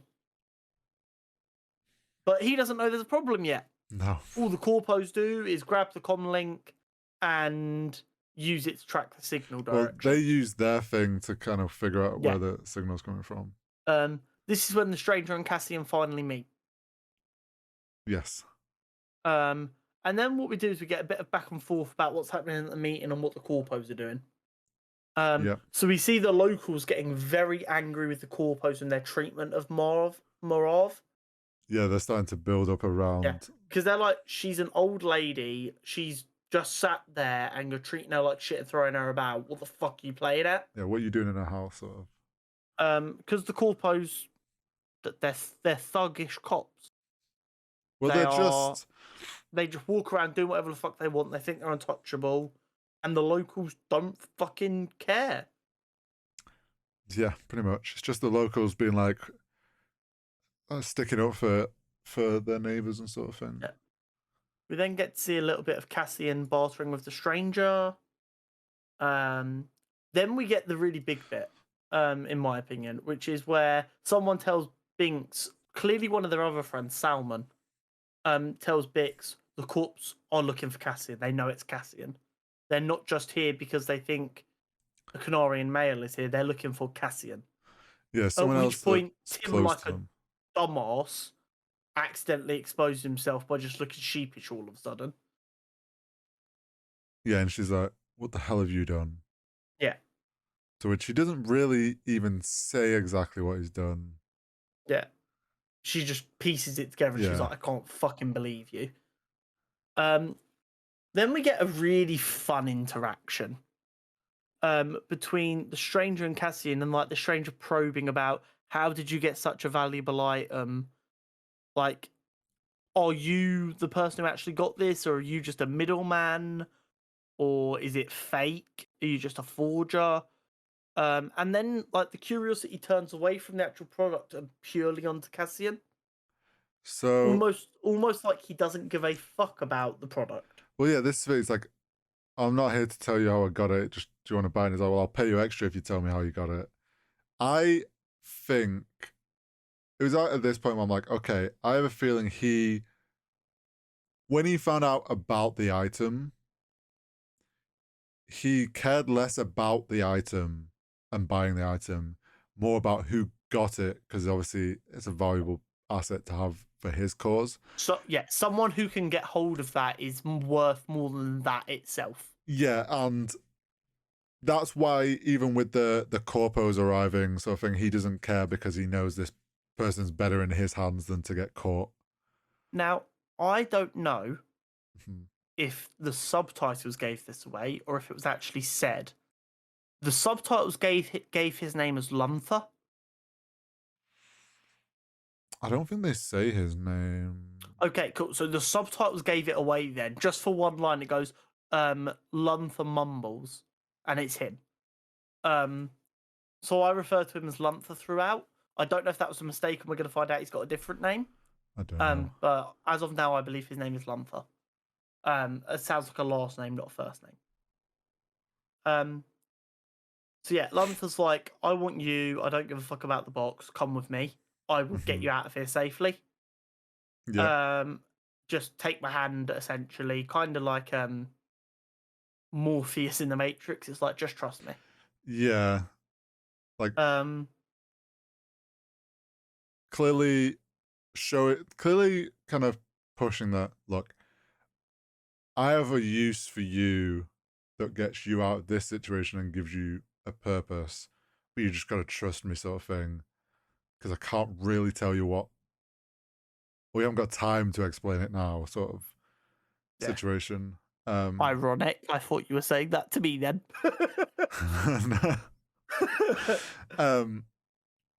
And then isn't this when? This is when the first wave of corpos arrive at the facility. Yeah, and is this when they start smashing locking down the city? Yeah.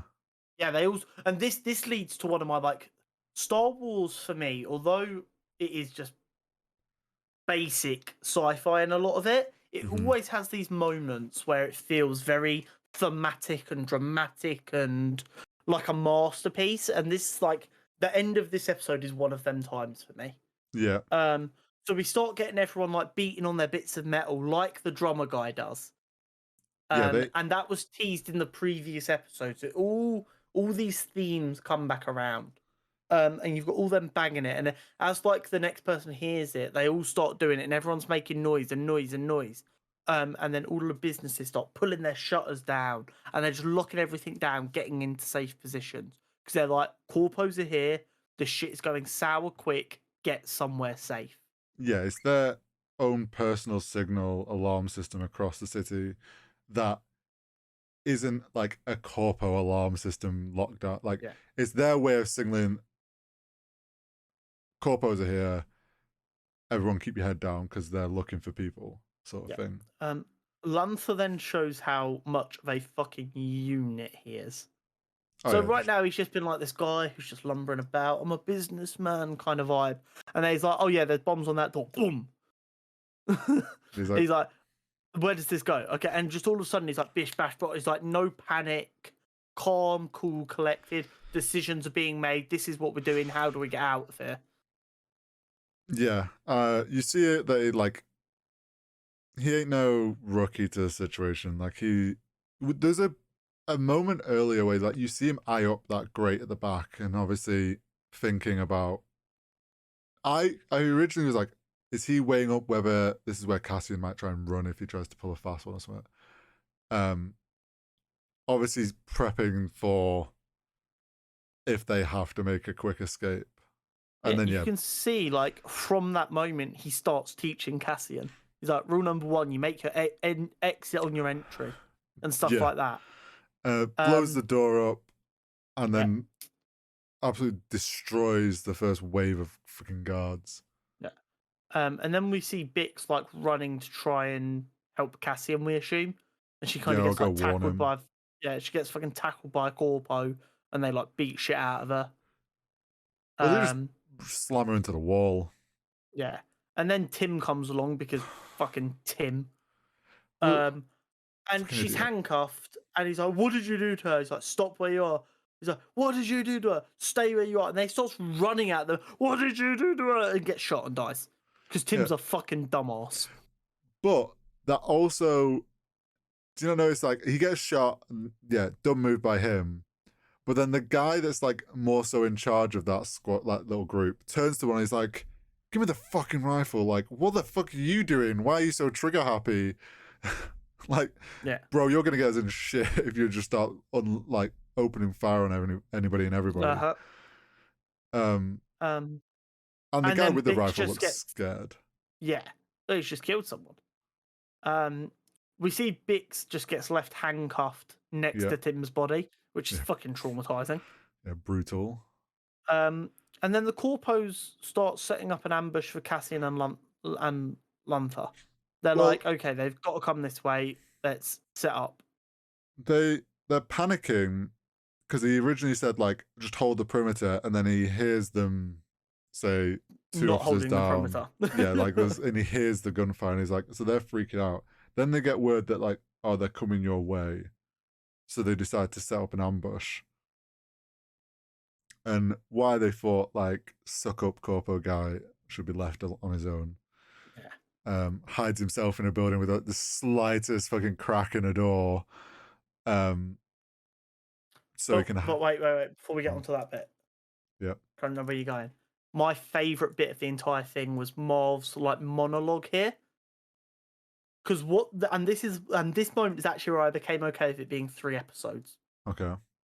Because we know that this entire premise of the show is about, like, the true beginning of the rebellion. Mm-hmm. And we actually see, like, a microcosm of the rebellion starting. Yeah. Because she's there, like, and the soldiers are starting to get, like, annoyed by the constant dinging and dinging and dinging. She's like, and this is it, you can hear it, people have had enough, they're fighting back, and you don't need to be scared now and get annoyed by the noise. You shouldn't be scared until it stops. And they're like, what do you mean? And then it stops. It will stop stinging. And we get, like, a solid, like, probably isn't that long. It feels like 30 seconds though, of just shots with no noise, and you're just like, oh shit. You feel that like feeling of this something big is happening here.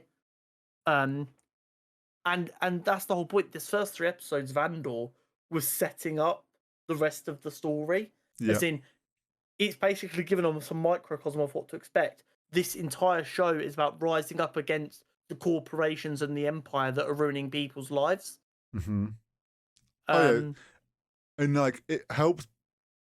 It adds tension to the scene because we've gone from all this like fast paced, like loads of shit's going wrong, sort of essentially going wrong at the same time. Like they get pushed by the first group, the explosions going off, they're having their fight, all that like calamity, and them escaping. You've got Bix running and getting captured, and like all that, all the streets are locking themselves down, and then sudden silence and stillness just adds to the tension. And you see with the corpos, like the main guy picked up his rifle, like what the fuck's going on? Like suddenly puts everyone so on edge. Also, what I found really interesting was that moment of silence. It went from the corpos of putting Cassine under pressure. It flips. In that moment of silence, it's like he's now got the upper hand. You guys don't know what's happening anymore, but I know everything now. Yeah, it's that sudden like you're not in the right place.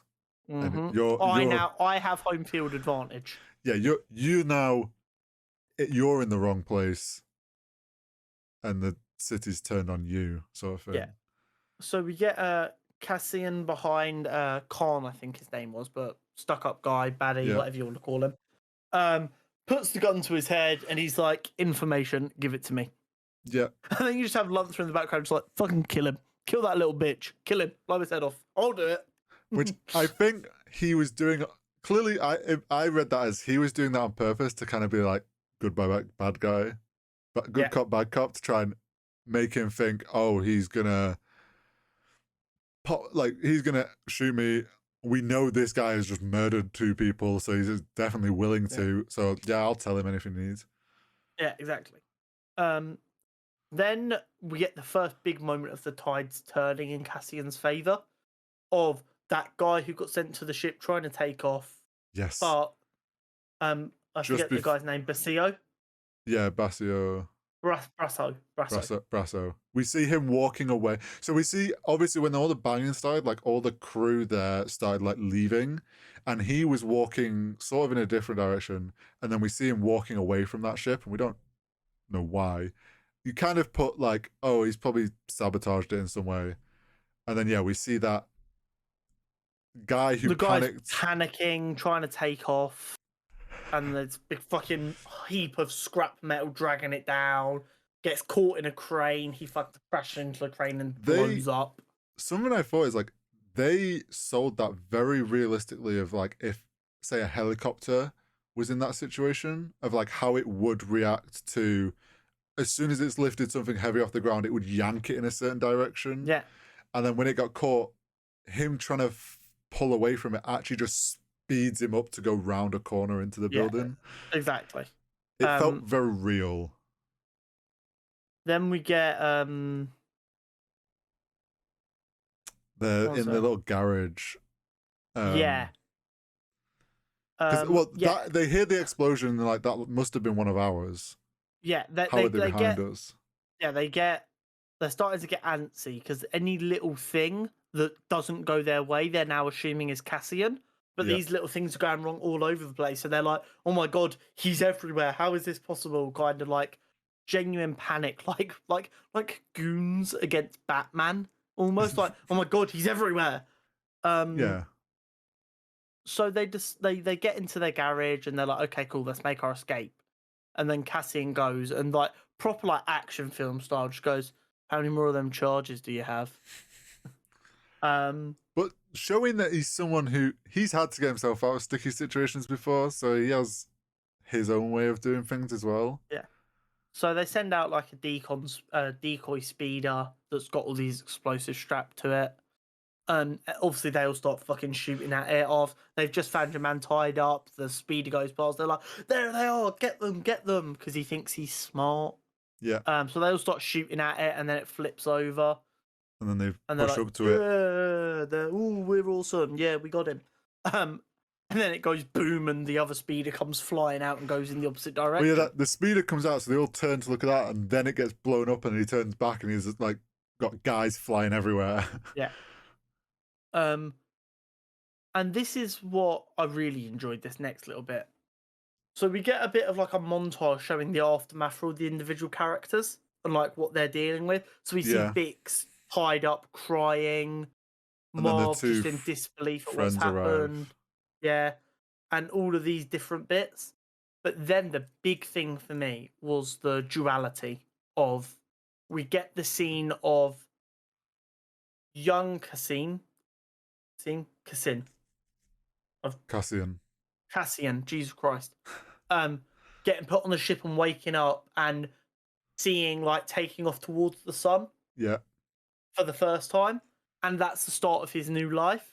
And then we literally get like an identical scene of him in we see him in Lunther's ship as well.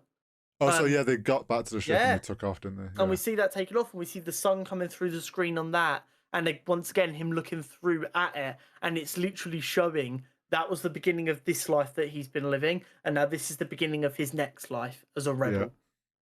Yeah,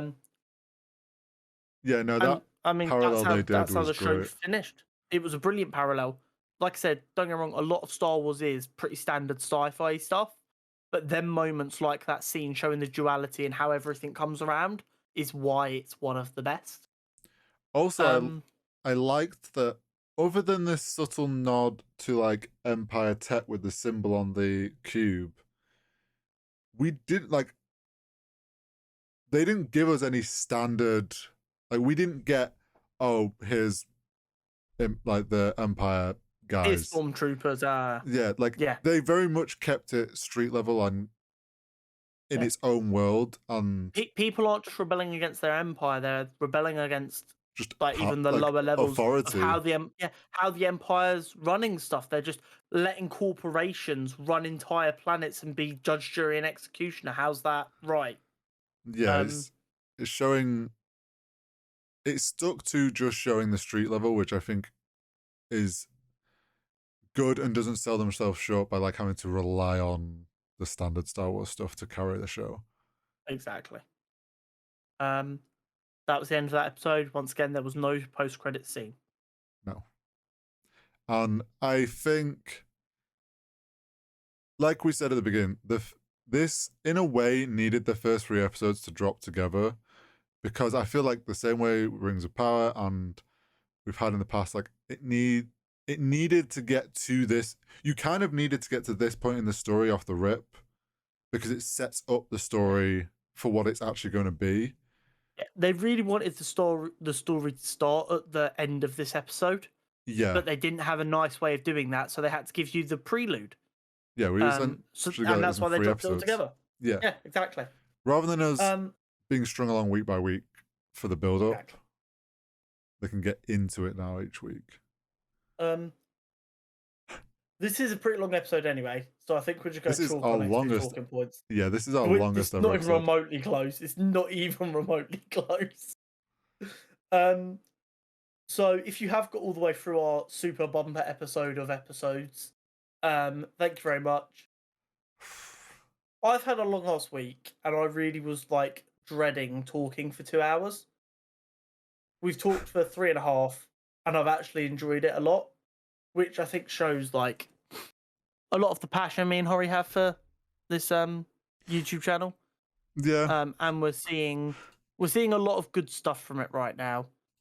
Not that I think we'd give up if we weren't seeing great stuff from it, because we do genuinely enjoy it. But that external validation that all people need when they're doing anything, because we are humans, is really nice. So thank you for being so supportive. If you've got all the way here, comment baddies down below, because then I know you've listened to the Andor stuff as well. And I respect the fuck out of that. Yeah, I mean, if you've got this far, I'll be actually surprised. But at this point, I'm calling you a fanboy. You fucking cutscene convo shill. The segments themselves are going to be long for this episode. Bro, So. don't even. Do you know what the funny bit is? We've only got 5 episodes, and there's 6 days of segments, so we're probably not even going to be able to upload a segment every day. We might have to grab a segment from last week. No, I'll just skip a day. We've probably uploaded a segment every day. No, we have skipped a day in the Lord past. Warrington's part 1 and 2. No, we have skipped a day in the past. To be honest, we should probably give people an extra day to listen to the episode because it's so long. Break it into 2 parts. Anyway, thank you very much for hanging out with us. Have a lovely, lovely weekend. Don't forget to like, subscribe, do all that good stuff down below. And we will catch you next week. See you next week.